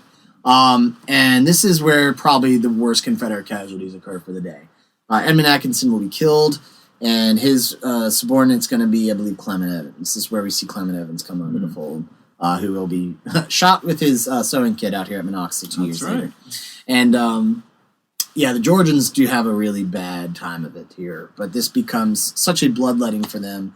That flowland area between the railroad cut and the Stagecoach Road becomes known as the Slaughter Pen Farm. I don't know the name of the farm exactly that was there.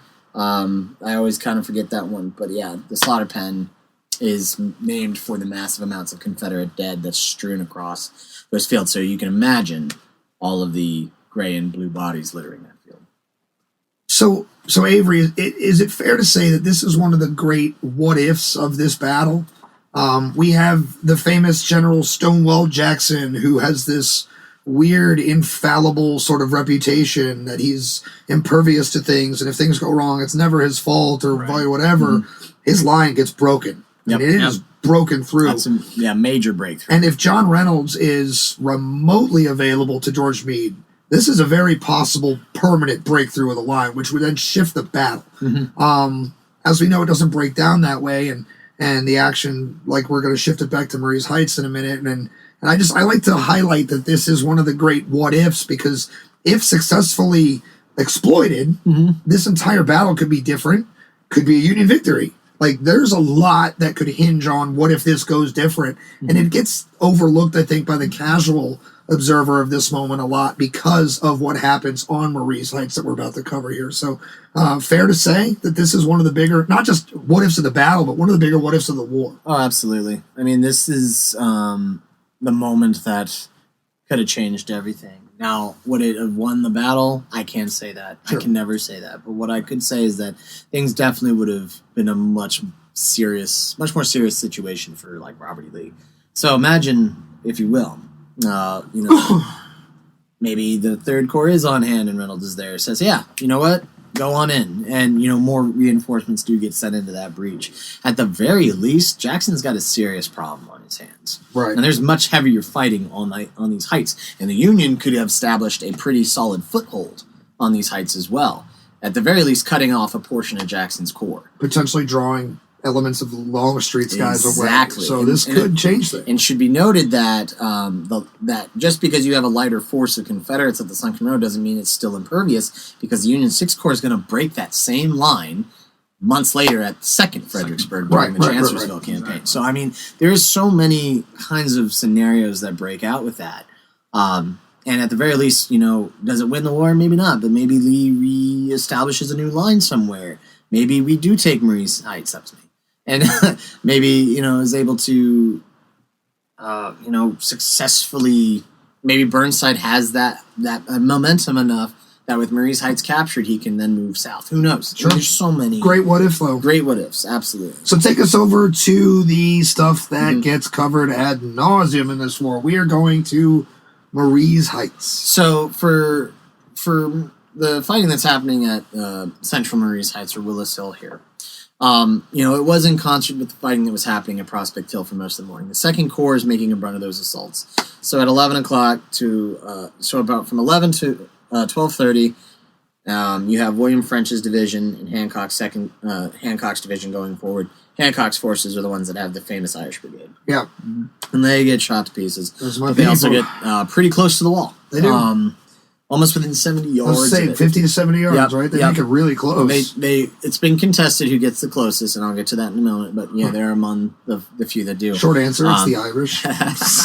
But you were saying that each line is lasting 30 minutes. Almost 30 minutes. That is between 20 to 30 minutes. So think of it like a factory setting. Yeah. So being funneled in, and Kimball's guys, they attack at 11. By like 11:30, they're falling back. As they fall back, behind them is, I believe, Oliver Palmer. Are they falling back out of unit preservation, or because they're just burning through ammo?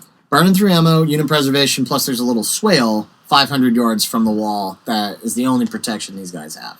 And they note that they cannot fall back right away because it's just murder to keep going in open fields. Because as soon as you get far enough away from the wall, their artillery just starts lobbing stuff down at you. So you take cover in the swale, which is not much cover at all because the artillery can still see you, but you at least got cover from the wall.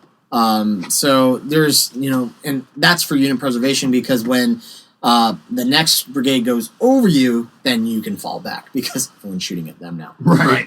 So like it's distraction. It's literally a factory setting all through the day, brigade after brigade after brigade. We're looking at a total of between 14 to 18 Union brigades individually that make this assault. That's a horrifying but really good visual. Yeah. So and it's just meat grinder factory settings. French's division takes horrific casualties, but Hancock's going to take the worst. You have Zook, you have Marr, and then you have Caldwell. And yes, Marr's Irish Brigade does get pretty darn close, but they also, I think they go forward with about 1,200. They lose 575 men. I mean, they have that super sad moment because they're marching directly against Lie down and ruse. Yeah. Sinclair Mahal. Which, I know, which is like 1/16th Colonel, question mark. But why they were like, he commanded the Irish Band. Everyone thought that was more. Anyway, but but you think about it though, like they're marching in a sort of sidebar. They're marching directly against Cobb's Legion, which is heavily made up of Irish. Mm-hmm. And the 24th Georgia has a whole company of Irish. They're almost, and that's the scene they put in the movie is the Irish on the Irish. But think about what a moment that must be, because what they do get right is most of these guys are leaving the old country not as enemies. They're trying to just start a new life in a new world. They're picking the allegiance they pick in the war based on the port of entry that more or less they come through. Because Charleston's a huge port. If you come through New Orleans, you come through Charleston or Savannah, you're a Southerner now. You come through Boston or Philadelphia or New York, you're a Northerner. Yeah. And there's no real personal beef, likely, between a lot of these Irish folk, out on the field, but you're doing your duty to your new country. Orange and green. Yeah, well, right. I was going to say, unless you're a Protestant Catholic thing going on there. I'm sure there's some scores settling there. Come out, ye black and tans. But it's sad, and it's not just sad to me because I'm Irish, and I want to be very clear. I don't talk about my own family connections to the Civil War a lot. I have family on both sides of this moment. Mm-hmm. I have family in the 69th New York, and I have family in the 23rd Georgia. Fair. So there are Irish, there are Maguires, and there are Scullys and Collins and O'Rourke's and O'Sullivans, a lot of good Irish names, that are on opposing sides of this moment. So it's weird that this is one of the battles that I have. I don't know if I avoided it intentionally, but there's more of a personal connection to this than I'm used to seeing on a battlefield for my family. And when you read about the things that we're going to talk about in the next minute here, it's insane that I even exist, because my direct bloodlines went through this and they both survived. Mm-hmm. And we're talking about what we're going to talk about, just the fact that they survive is unreal. So the Irish are part of a really, I'm going to use the word pitiful scene, because it's just sad to think about that unless you had some old world beef, you came here without it, you are now just fighting because you're the new country you live in. Yeah. That sucks. Yeah, so it should be noted that between 11 a.m. and about 2 p.m. in the afternoon, the entire Union Second Corps has been committed, and they have lost about 2,000 casualties. Jeez. And it's not over yet. And Darius Couch has to watch it all. He has probably one of the saddest accounts of this. He says, there was no cheering on the part of the men, but a stubborn determination to obey orders and do their duty. As they charged, the artillery fire would break their formation, and they would get mixed. When they would close up, go forward, receive the withering infantry fire, and those who were able would run to the houses and fight as best they could. And then the next brigade, coming up in succession, would do its duty and melt like snow coming down on war ground. When they talked about the chicken couldn't live on that field, they were kidding. Yeah, this is literally it. So yeah, it's rough. Now, before I keep going, it's not to say that the Confederates are having an easy time of it, because men are still dying in the road. So by the end of the day, there's going to be about 1,000 Confederate casualties in the sunken road. Of those 1,000 casualties, a whopping 80% are officers. And so what's crazy is that these guys, if you're an enlisted man, you're tucked into the wall. You're relatively safe. But an officer, whether you're a colonel, brigadier general, or captain even, you've got to stand on the slope. And that slope between the top of Willis Hill to that sunken road is a kill zone for a Confederate. One of which, and just to give you an idea of this, one of the units that reinforces the sunken road is the 3rd South Carolina from Crushall's South Carolina Brigade. They come down in front of Brompton. They go down the slope into the sunken road, and literally that's going to take probably 30 seconds to get down the hill if you're running, if you're moving. Within a minute, within those 30 seconds, the 3rd South Carolina loses 7 commanders. Wow. Just how they had everything set up. The officers they had selected to be in succession if someone should be hit, 1, 2, 3, 4, 5, 6, Yeah, I hope 7. your battle plan's deep. I mean, just whistle, whistle, whistle. And I mean, their guys are tumbling down the hill into that road. Matt, touch on this real quick, because we talk about this a lot when we talk about this battle, that the Union does give almost as good as it's getting to an extent, because they're taking heavy casualties. But, like... It's still lopsided, but yeah, it's... just touch on that. Like, what's happening to most of these guys coming down there? There's only one way. Right. It's coming down off of Willis Hill into the road, like Avery's saying, and they're eating fire from federal infantry that because it's sloped the in those only swales. thing they can see. Is the slope. Right. They have an easier time shooting at the exposed guys moving than the guys hunkered down behind the hill. And another thing that we got to remember here, and what I always like to remind people at every battlefield, when people would ask me, like, how does anyone survive out in the open like that? There's smoke. Yeah. There's a lot of smoke from the discharging cannon, from the discharging muskets. So there's almost like a mist hanging over the battlefield. And there's a scene in Gods and Generals that does get that somewhat right, but not thick enough, first of all. So it's almost like you're blind shooting through it. But for the guys hunkered down on the swale, they know enough to angle their muskets up.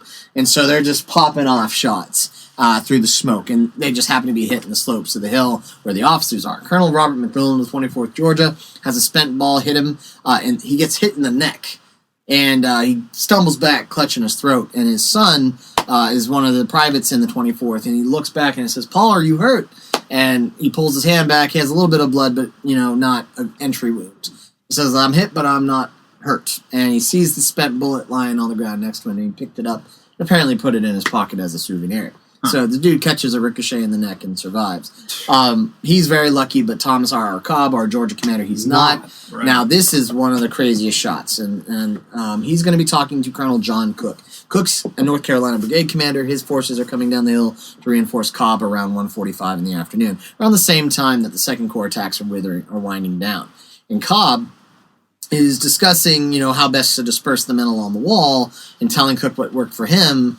When a shell is fired from Stafford Heights, it whistles over the Rappahannock, over the city of Fredericksburg, over those 900 yards of killing fields, enters the back of the Martha Stevens house, which sits right on that stone wall sunken road, goes through the house, exits out the front door, explodes in the road, right in front of Cobb and Cook. So, talk about a shot that was definitely not planned. Nailed it. Yeah, but nailed it, unless they had Hubert Dilger there. That's, the famous Confederate general killer of the Civil War.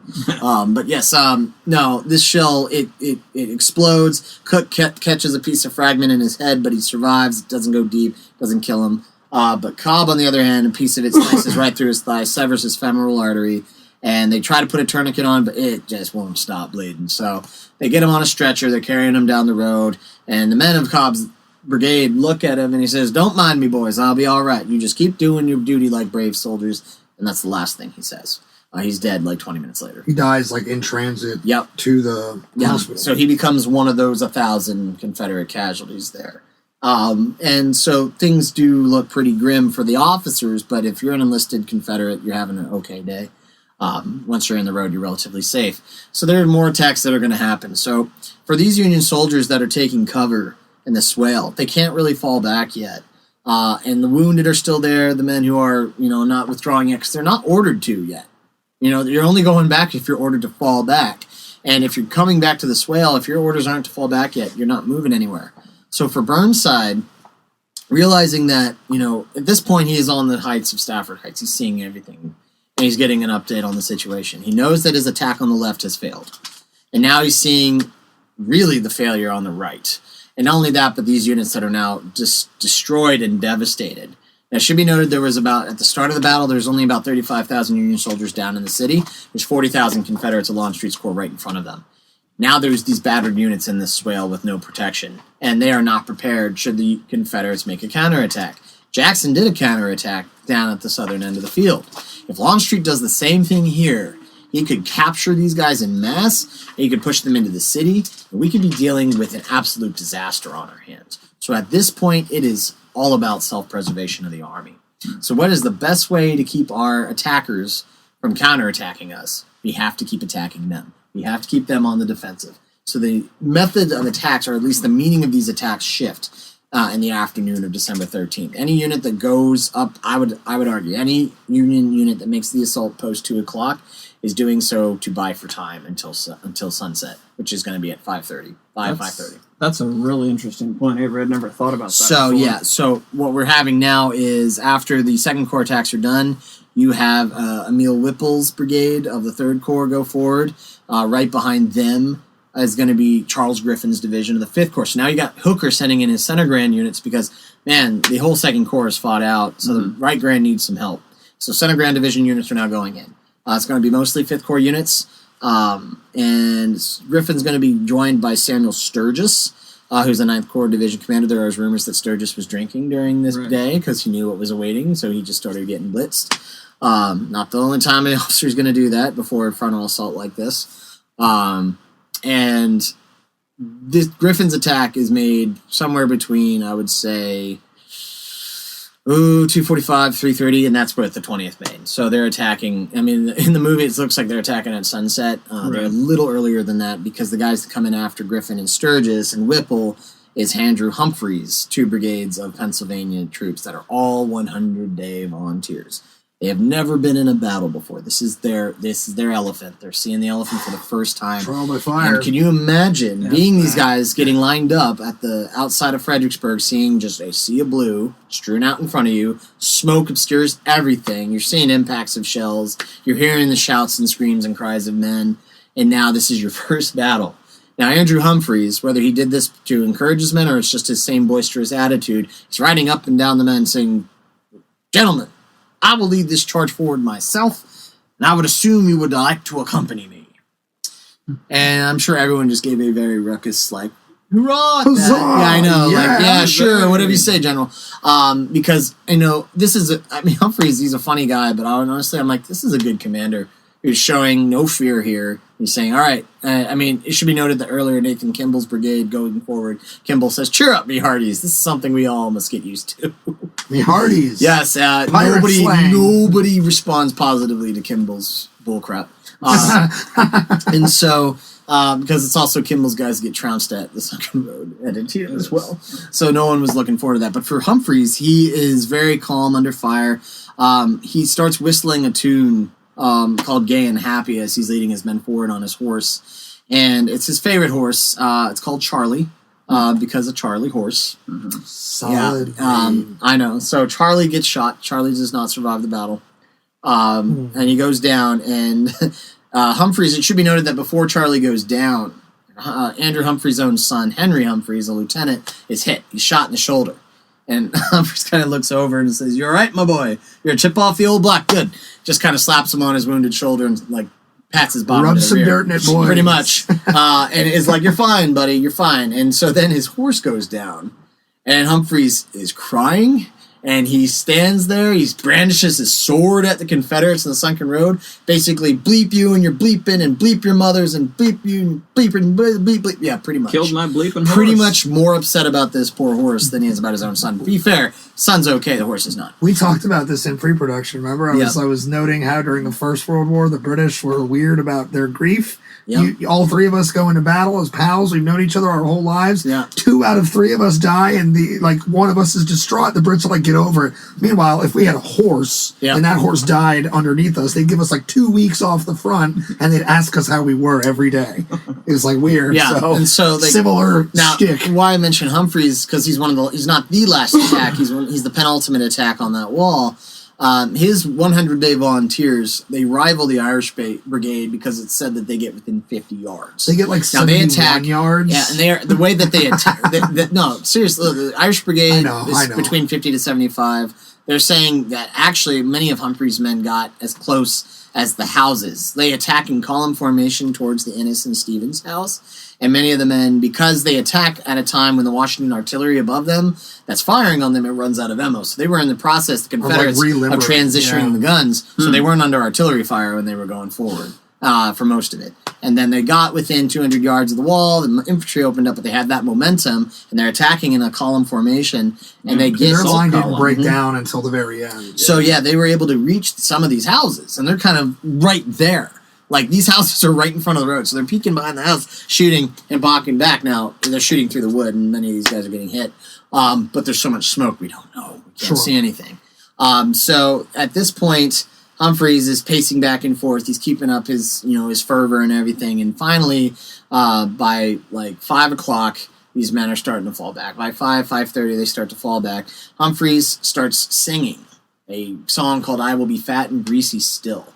And it is said that he sang this to show the Confederates he was not intimidated by their display of carnage and ferocity. The men are so confused by what they believe is their general's display of absolute insanity at this point that they just start singing too. So you have a whole division of Pennsylvanians in their first battle leaving the field singing happily, or at least singing a tune. Confederates will be like, yeah, they were singing, but we sent them howling at the end of the day. No, they were singing, "Oh, I will be fat and greasy still." I don't know how the tune goes, but the point is that... we'll have you back to sing it. I know, right?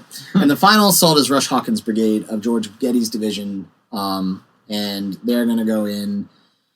They're also part of the 9th Corps at this point. So it's interesting to note, before you get into this, we're talking about a December day, so the sun is this is in the dark. Below the horizon. This is like dusk. This is like twilight, not vampire. We're like purple sky time. Like, it's dark. It's dark, yes. And Hawkins' brigade, they attack closer to the railroad cut, so at the bend of Maurice Heights. If you were to go there today, you would see kind of how the hill kind of curves up the side, and there's like a really crappy pawn shop there and an old restaurant.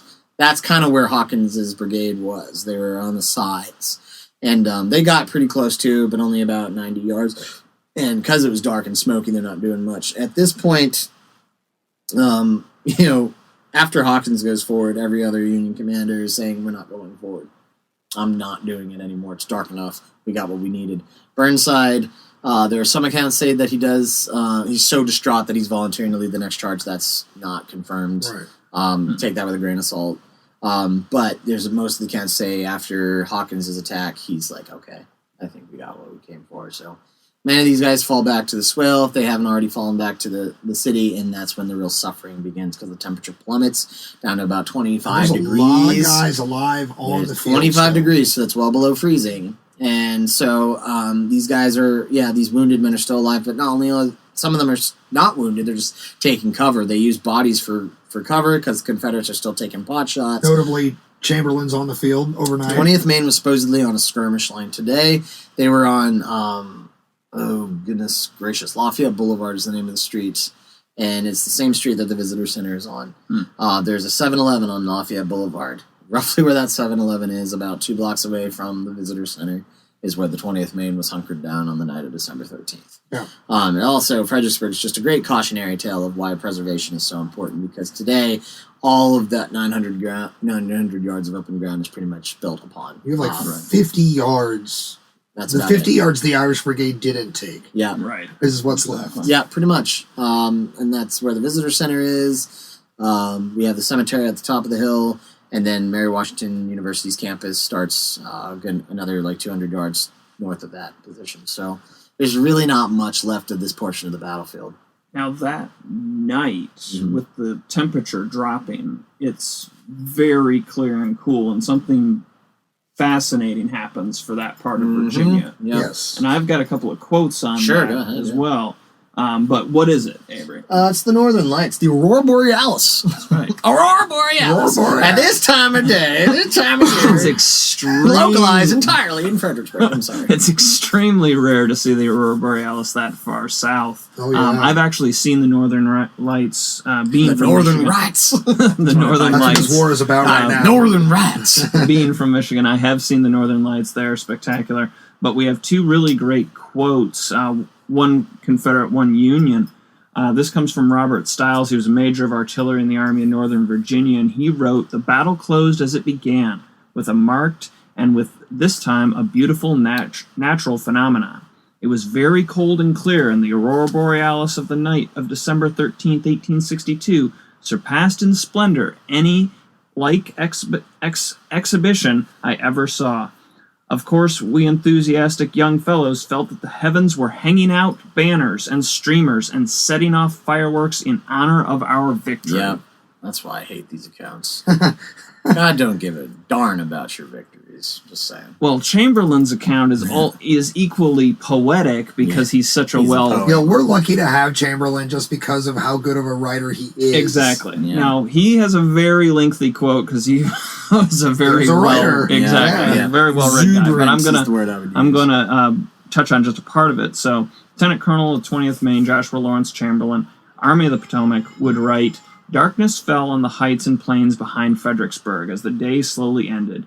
The men could stretch out and move a little now, drinking some water and get something to eat from their haversacks.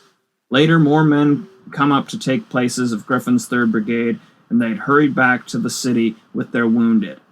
He's also going to go on to talk about the burial details, and he would say, "They planned a burial for their fallen comrades lighted only by the stars, but nature, in a rare display for those latitudes, cooperated to make, as it had for Viking warriors, a more sublime illumination," referring to the Aurora Borealis. Yeah. This is awesome, and this actually leads to a project Matt and I are working on for the History Things with Pat sort of video production area. We're working on a program called Look to the Sky, which is based off of a really, really, really, really pardon my F word there. Wow. I'm excited about it. When I first met Matt years ago, he did a Ranger program at the battlefield that was about astrological phenomena during the war. And it was just in the way that the armies and the people of the time interpreted those things. And this was one of the things that I knew about because it's been popularized so much. But it was really cool. So this story and a bunch of others, Matt and I are actually going to be presenting, hopefully by the end of this year, that sort of touches on some of these cool occurrences.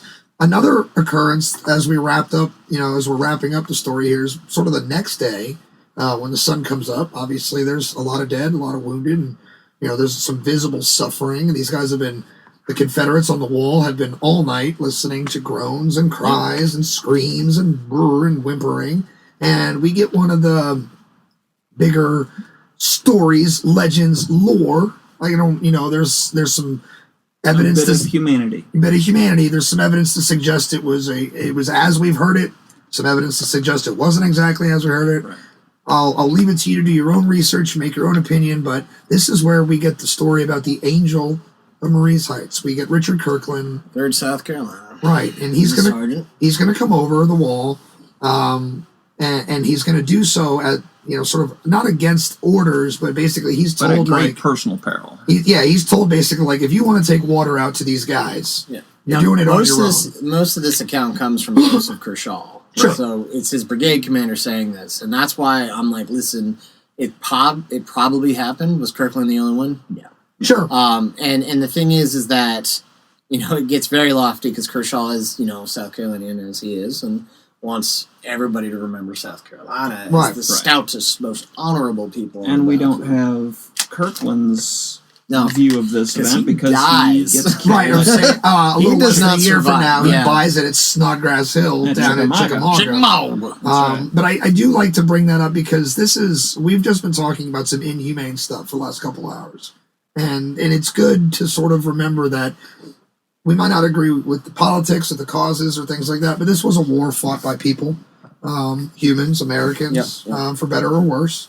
And in this moment, it's nice to hear about humanity coming through in a positive way. And like we said, we're like with Bernard B, we'll never get to know if it truly was a slight, referencing Stonewalls and Jackson's because he dies. Same thing here with Kirkland. We're never really going to get into it because he campaigns and he fights and transitions theaters and dies before we get a chance to outright ask him. And I do agree with you, Avery. I think it's more he becomes the face of a larger picture. There are so many accounts from Confederates in that road who you have to listen to cries and you can't deal with it. It's just like I can't deal with it. And any war on record, any soldier can deal with that. I use a lot of analogies to the First World War because it's like my second favorite area to study, and those guys on both sides of no man's land who are tired of hearing their friends and enemies, and they just, the humanity is creeping in, and so they want to help. And I do enjoy this. The last thing I want to touch on as far as the story is this isn't just like, okay, boom, the army's in and we immediately leave and there's nothing else that happens. Burnside's, his name, his reputation will get dragged through the mud, kind of quite literally. Well, here's the thing is that he can't even go get those wounded guys until the 16th, because in the 14th and 15th, he had not yet admitted defeat. And so Lee's basically sending a courier down being like, listen, all you got to do is raise a white flag, and I'll let you come get your wounded and dead. Burnside's like, no! Yeah, because once he admits defeat, it's over. Right. And he knows it. And so by the 16th, it just, some of these guys have been out there for 3 days and 3 nights. And so finally he's like, okay. And that white flag goes up. Union are allowed to come out. They bury their dead in mass graves. They get their wounded, and they move them back into the streets. By the 17th, the next day, the Union is withdrawing from Fredericksburg back to Stafford Heights. And that's where they're going to sit for the rest of the winter. They're going to go into winter camps between Stafford and Falmouth. They're going to keep their supply base at Aquia Landing, but it's just the beginning of the suffering. This battle has been one of the most lopsided engagements of the entire war. You had about 5,000 Confederate soldiers killed, captured, wounded, or missing between December 11th and 13th, compared to about 13,000 Union soldiers. So it has just been a absolutely horrendous debacle for the Union cause. And not only that, but of course, the reaction in the North is very, very depressing. Lincoln has this very famous quote, "If there is a worse place than hell, I am in it." Sure. And coupled with the fact that there's no other really good news coming out of this winter, Grant had his supply base raided at Holly Springs by good old Nathan Bedford Forrest out west, so his campaign went to a screeching halt. His overland campaign at Vicksburg, anyway. William T. Sherman, also in that same campaign, got bloodied up at Chickasaw Bayou, which is what I call Fredericksburg Jr. Sure. That's a very, very fair assessment. Yep, yeah. And they have to attack through a swamp. There. Oh yeah, it's awful Mississippi in the winter. Yikes! But and really the only shining light in the darkness is the strategic Union victory tactical draw at Stones River, Murfreesboro, Tennessee. That's just enough that Lincoln attaches that to the coming in of the proclamation on January 1st.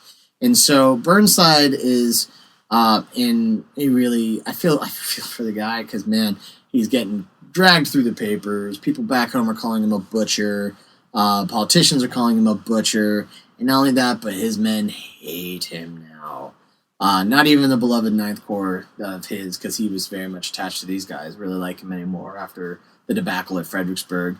But not only is there anger at Burnside, there's a lot of venom at the Confederates. And I'll get to that in a minute, but before that, I know you want us to cover what Burnside tries to do to get kind of that initiative back, to kind of revamp it. So on January 9th, 1863, he decides to launch a new offensive. And what's crazy is that it's very similar on paper to what Hooker's going to do in the spring.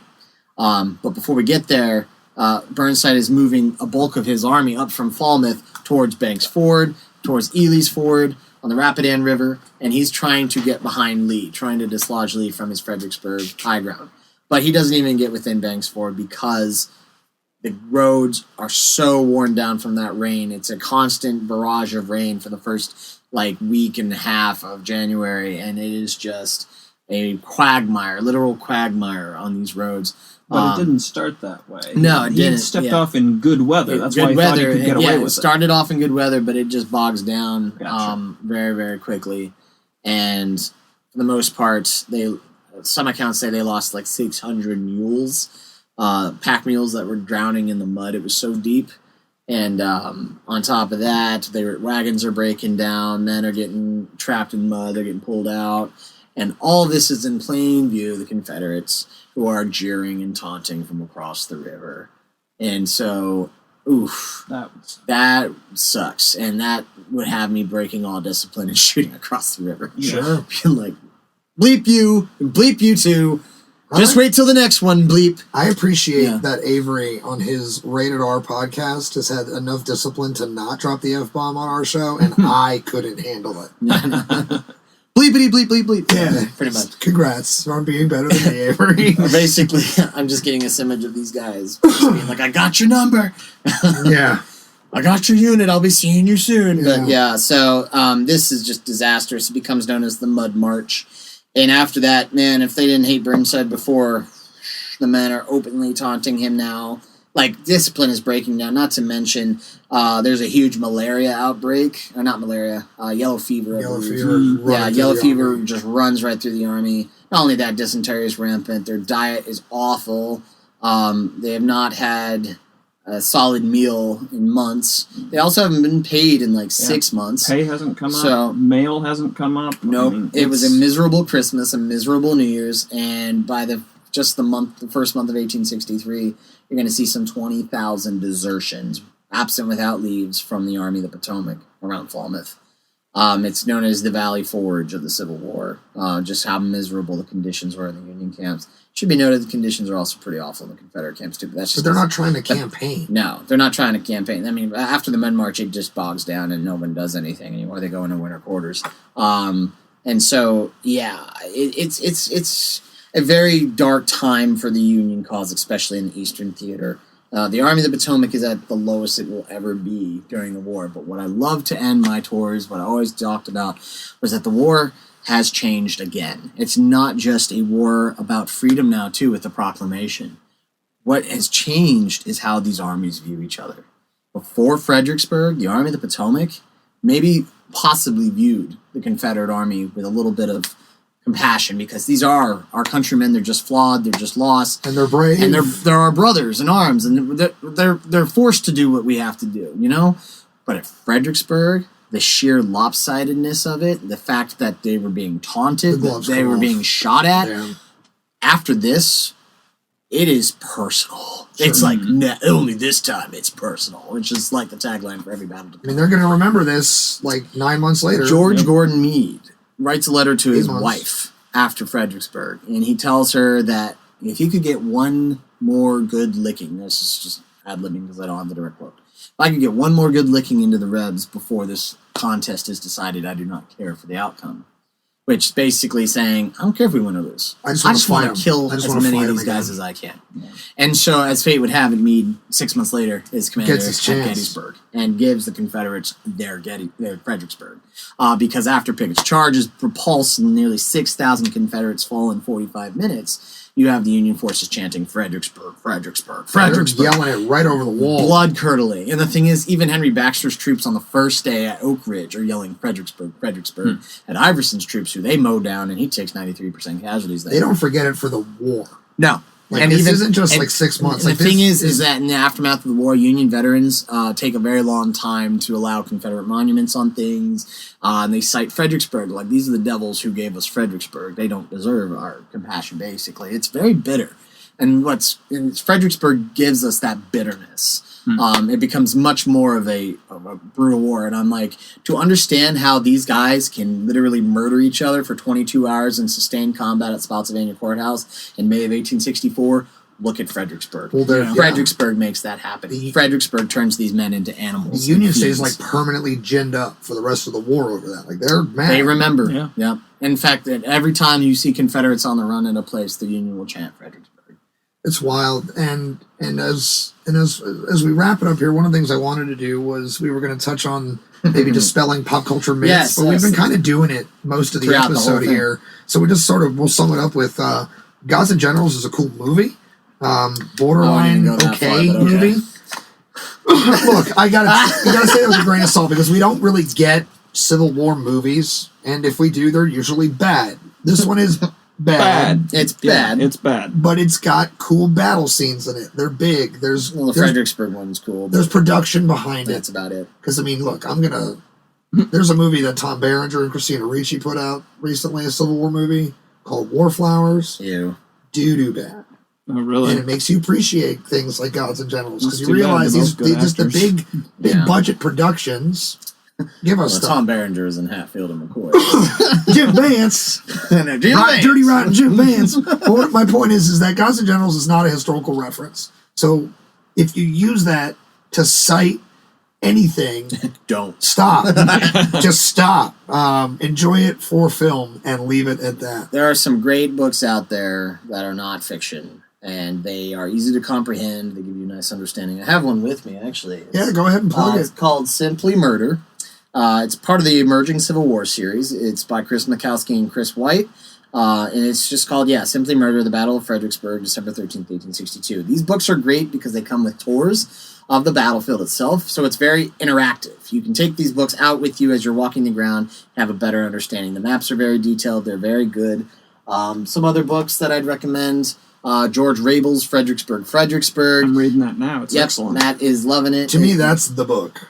It is the book because it's not just battle-centric. It talks about logistics. It talks about politics. It talks about social issues. It talks about the soldier's experience. It talks about the officer's experience. It is really kind of sums up all the challenges of a major campaign, the ones that, and indeed, Fredericksburg was one of those campaigns.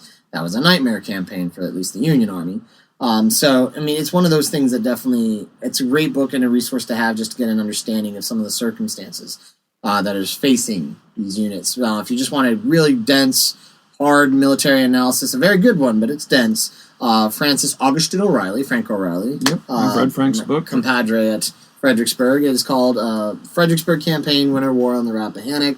It's very, very detailed, but it is very good to get a nice, really good overview militarily of this campaign.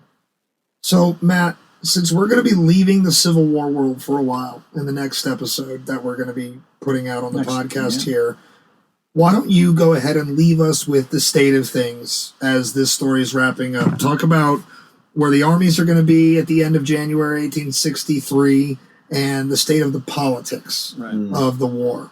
Well, feel free to jump in on this one too, Avery, if I miss anything. But with January of 63, with 1863 dawning, we have, of course, the Emancipation is going into effect. This is going to allow upwards to 220,000 African Americans to eventually join the Union war effort between the Army and the Navy. And they're going to help push the Union towards final victory. So you're talking United States colored troops. We're starting to see black soldiers in blue. Exactly. A lot. Yeah, in fact, I know the 54th Mass gets the credit for being one of the first, but one of the first actions that we see black troops in, and it's not even the first, I think, is at Milliken's Bend in June. Mm-hmm. And that in Fort Wagner, as we know, happens in July. So I mean, you've a got lot of stuff's coming out west with the 1st and 2nd Kansas colored troops are doing things very early on. So yes, and it's a very dreary winter going into spring for the Union forces. And I'll just double in this one. I don't know much about the movements, but Burnside will be relieved. Yes, gets relieved of command. Yeah, I'm sorry. On January 27th. The end of the month, he is going to be relieved of command. He is replaced with Fighting Joe. Salt in the wound, Joseph Hooker, who basically moses in and is like, I'll take it from here. And he's basically like the new boyfriend who's just super perfect at first. He feeds these guys, first of all, like a better diet, gives them fresh meat, imports fruits and vegetables from D.C. We see canned goods coming out for the first time. We also have these weird patented like mobile stoves that you can assemble that basically are used to bake soft bread and have soft bread like 5 days, or like 5 soft bread meals a day. So the nutrition value is going up. He fixes the payment problem. He issues basically pay stubs for all these guys. Gives a little pay bump in there too. He's Joe Hooker. Sorry you got your ass beat, guys. Here's some pay. money. Yeah, and they're like, all right. The mail starts flowing again. That's important. Morale raises He gives them hugely new uniforms, gives them new weapons, new shoes. Mm-hmm. And really interestingly enough, by the beginning of February, he says to all deserters, if you report back, I'm glad you mentioned this, to the lines by April 2nd, no later, you are forgiven. Mm-hmm. It is going to be let go. How many guys come back? Almost all of them. And here's the crazy thing, and this is why. Because he said, also, for you guys whose enlistments are coming due, the only way you're going to go home is if you at least issue it, like, your present call at 90%. So most of you have to be here for you to go home. So when these guys are deserting, a lot of their comrades know about it. They're shutting it down. And they're like, at first they were like, yeah, go home, let me go. But then they're getting this from Hooker and saying, hey, buddy, I know you left back in January. You got to come back. But you have to come back. He's going to forgive you. So get here by April 2nd. But I swear to God, if you don't come back here and I have to stay here for another 4 months, I'm going to hunt you down myself. Yeah. It's literally what these guys are writing to each other. So crazily enough, most of these deserters come back by April 2nd. And so you have almost an entirely new army. And so, like I said, it's the new guy, it's the new boyfriend. He's Mr. Perfect and makes your ex super happy. Now, and Burnside's career is not over. It's not. It's not. He's gonna, which has been the case for the subsequent guys before him. His careers are more or less ending. What's crazy is him and the 9th Corps are going to be shipped west to help out the Army of the Ohio. So they're not even being sent there in exile. They were requested, or at least reinforcements were requested. And I think that was more of so let's have Burnside and the Army of the Potomac take some a separate time, let them kind of smooth things over. And I will say Burnside eventually gets some payback against Longstreet later on that year at Fort Sanders. Yes, he does. So. And elements of the 9th Corps are going to wind up wandering as far west as Vicksburg. Mm-hmm. Now, by the time they get there, the Vicksburg campaign is essentially done. It's in the very final days of it. They become part of what will be the Department of the Mississippi, or the Division of the Mississippi. They occupy part of the city. Yeah. They are going to be on the coastline, or what becomes the 9th Corps, is on the coastline at the beginning of the war. Mm-hmm. By the middle of the war, they're all the way to Vicksburg, and then they're going to be all the way back again by the end of Knoxville, and then they come back east again. So the 9th Corps sees a lot of ground. Yeah, but Burnside, he will get a little chance of redemption eventually. He will come back, and Grant kind of brings him with him, which is interesting. Mm-hmm. And it's a really awkward reunion because when the Union Army of the Potomac in the spring of '64 is being assembled, the 9th Corps comes to join them, and with them is Burnside in command of it, and it's an independent command. Yeah, because Burnside still outranked Meade at the time. So I can only imagine, Burnside riding into camp in the spring of '64 with the Army of the Potomac, and everyone's like, "Oh, great, hey, buddy." Yeah. And he's like, "Hey, welcome guys." back. Heard about Joe Hooker. Guess he didn't work out, huh? Okay. What is the so? What is the Confederate reaction to specifically Lincoln's new population pool to pull soldiers out of? With the newly enfranchised African American population. Pretty. Yeah. Sure. They look at it as a direct insult, and they basically all you have to do is look at the accounts from the guys that commit the Fort Pillow massacre, which is where 300 black folk, not just soldiers, but 300 black folk are murdered in cold blood. And the Confederates justify by saying we were putting down slaves in revolt. Yeah, and unarmed and surrendering. Yeah. And that is the fear in the South. It has been the fear in the South going back to the Revolution. Going back to the Haitian Revolution before it. Yeah. Well, going back to our Revolution before it. Revolution is this massive African American population uprising.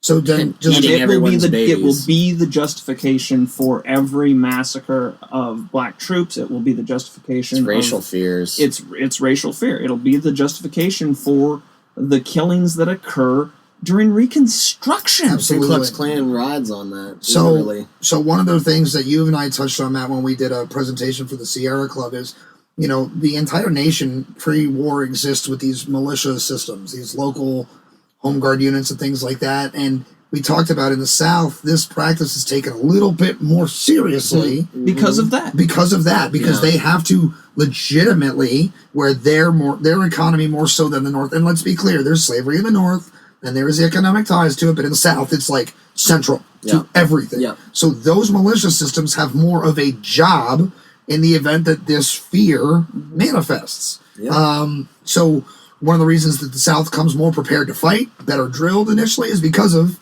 this racial fear that we're talking about. And John B. Floyd. But sure. I mean... He's Secretary of War. Don't get under me Buchanan. Started on John Floyd. One of the things we talk about our show is the amount of rabbit holes we can go down. Yeah. The John Floyd one is a big one. That's not even a conspiracy anymore. No, it's been proven that he legitimately sent weapons to armories in the South prior, and with in like 1859, from Northern Army, Northern years before South Carolina. I'm like, this was a long con from the get-go. From the get-go. So rabbit hole that on your own. Yeah. We will. No, dude, I had no apologies for that. That's me. I'm not afraid of making bold, or controversial statements. Well, I only bring up John Floyd because today, being Fort Donelson Day, he ran like a little... Yeah, he can't Lil fight B? his way out of a wet paper bag. Lil B. So Avery, man, really appreciate you coming on. This was a lot of fun. I appreciate you having me. This was a blast, dude. It's interesting to sit on the other side of this role, where you're the guest and I'm the host. And man, I hope you had as much fun with me on your show as I had with you here, man. It's always a pleasure. I'm gonna have to have both of you on. We'll have to pick a topic and hammer that out. This has been a lot of fun. One of the things we do with all the History Things episodes is we do a follow-up. So we're gonna have you back in a few weeks. Come back for that. All right, I suppose. And we're gonna be, we'll take questions, comments, corrections from our listeners, so that we can follow up this conversation, because one of the things that likewise, or like when I said your show inspired us to structure, was with the other inspiration for our show is oftentimes you'll be listening to these great narratives, questions arise in your brain, you have nowhere to go with them. So we want to be able to interact with that. So we'll invite you back and we'll go through that. And if you want to reach out and ask us a question about the podcast here with Avery, or if you have a question for Matt or for myself, you can reach us through our email at historythingspodcast@gmail.com. You can reach out to Matt via Instagram at MattBordersBooks. You can reach me on 3 different platforms directly. All of them at History Things with Pat, and that is Facebook, YouTube, and Instagram. And before we get on out of here, Avery, why don't you go ahead and plug Battles and Banter one more time. Where can people find you? So, if you want to give us a listen and a subscription, you can find us on iTunes, Spotify, Google Music, and other platforms. The Triumvirate. Yeah, Google Music. Yeah. And, if you want to share some of our stuff, because we don't just do episodes, we'll do social media posts about different battles in history. We did one today for Fort Donelson. Give us a follow on Facebook, Twitter, and Instagram. I'm very social media aware, so, I appreciate the follows. It's at Battles and Banter Podcast. Yes. Avery, you do brilliant work. I think you're one of the best up-and-coming guys in this community, so keep up everything you're doing. Thanks for being an inspiration to us. We look forward to having you back. I know, right? Don't make me cry. Stop it. We do what we can to help our friends. It's not your fault.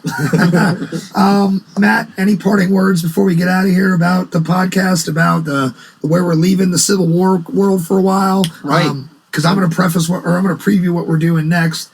Anything you want to leave the Civil War on for right now? Well, this has been episode 2. We've followed a timeline for these first 2 episodes, had a lot of fun doing it, but like we were talking about in 0, if you guys listen to that, we are the History Things podcast, so we're going to be bouncing around quite a bit, and we're actually going to leave the Civil War for our next episode. It's going to be a lot of fun and something of a research challenge for me, because it's not an area that I'm as attached to as I am with the American Civil War. And Pat, why don't you tell us about that? Because it's a buddy of ours coming on as well. That's right. So we are going to bring on our good friend Parker Russell, who, like me, is an amateur or a public historian. Works out of field, but has a immense depth of knowledge in multiple areas, not just the Civil War. And so what we're going to have Parker on for in our 3rd installment, which will come out, it'll be available for listening in July, will be the golden age of transatlantic ocean travel. So we're talking Titanic, Olympic, the Mauretania, the Lusitania, the Britannic. Yeah, that's one of the reasons that we want to do this, is because it's pop culture just huge. Everybody has seen at least the Jim Cameron movie, James Cameron, Titanic. You're that close with James Cameron? Yeah, dude, I know Jimmy. I call him Jimmy, actually. You seen Jimmy's boat movie? Man, Jimmy Cameron, the one with Jack and Rose, who I also know. And there's... Cool. So we're going to cover that. There's a bunch of connections to the First World War, which is really cool for Matt and I, especially. That's one of the things I'm excited about, because, Matt, like he just said, this isn't a natural topic for Matt to sort of, talk about. So he's going to have some research in front of him. And this is the World War aspect. First World War aspect is one of the areas that we're both familiar with. So outside of that, we're both going to be kind of learning as we go. We're excited to have Parker on, who's a great storyteller. And Parker's a really funny guy, and he's one of the few guys in this community who focuses on making people laugh. And he's got a whole satire history blog called Parker Meets History, where he ends up just cooking meats in historical places and making really awesome and corny puns at the expense of all of us. All of us, essentially. So Parker is, if he's unknown to you now, hopefully when we bring him on, he becomes one of your favorites immediately. So look for Avery at Battles of Banter Podcast, Matt at Matt Borders Books. If you haven't picked up a copy of his book, Faces of Union Soldiers at Antietam, it is available in your local history section if you're here in Maryland. Otherwise, it'll be in your general history section at any Barnes & Nobles you come across, or just do like normal people and buy things online, guys. You can buy it on Amazon. Thanks for the plug, buddy. Yeah, absolutely. Yeah, Great plug book. in. Great book. So for Avery, for Matt, I am your host, Pat McGuire. This is the History Things Podcast. Thank you, everyone, for hanging out. Episode 2. We will see you in July with the golden age of transatlantic ocean travel. Later, everybody. Bye.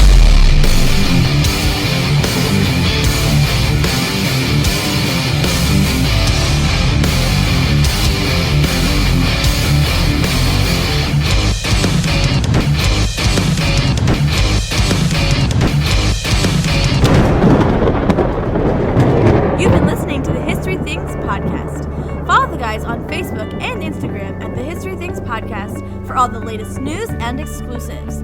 Make sure to also follow Pat and Matt on their social medias at History Things with Pat and at Matt Borders Books. Have a question, comment, or compliment for the show? Send us an email at historythingspodcast@gmail.com. Thanks for listening. We hope you enjoyed the show.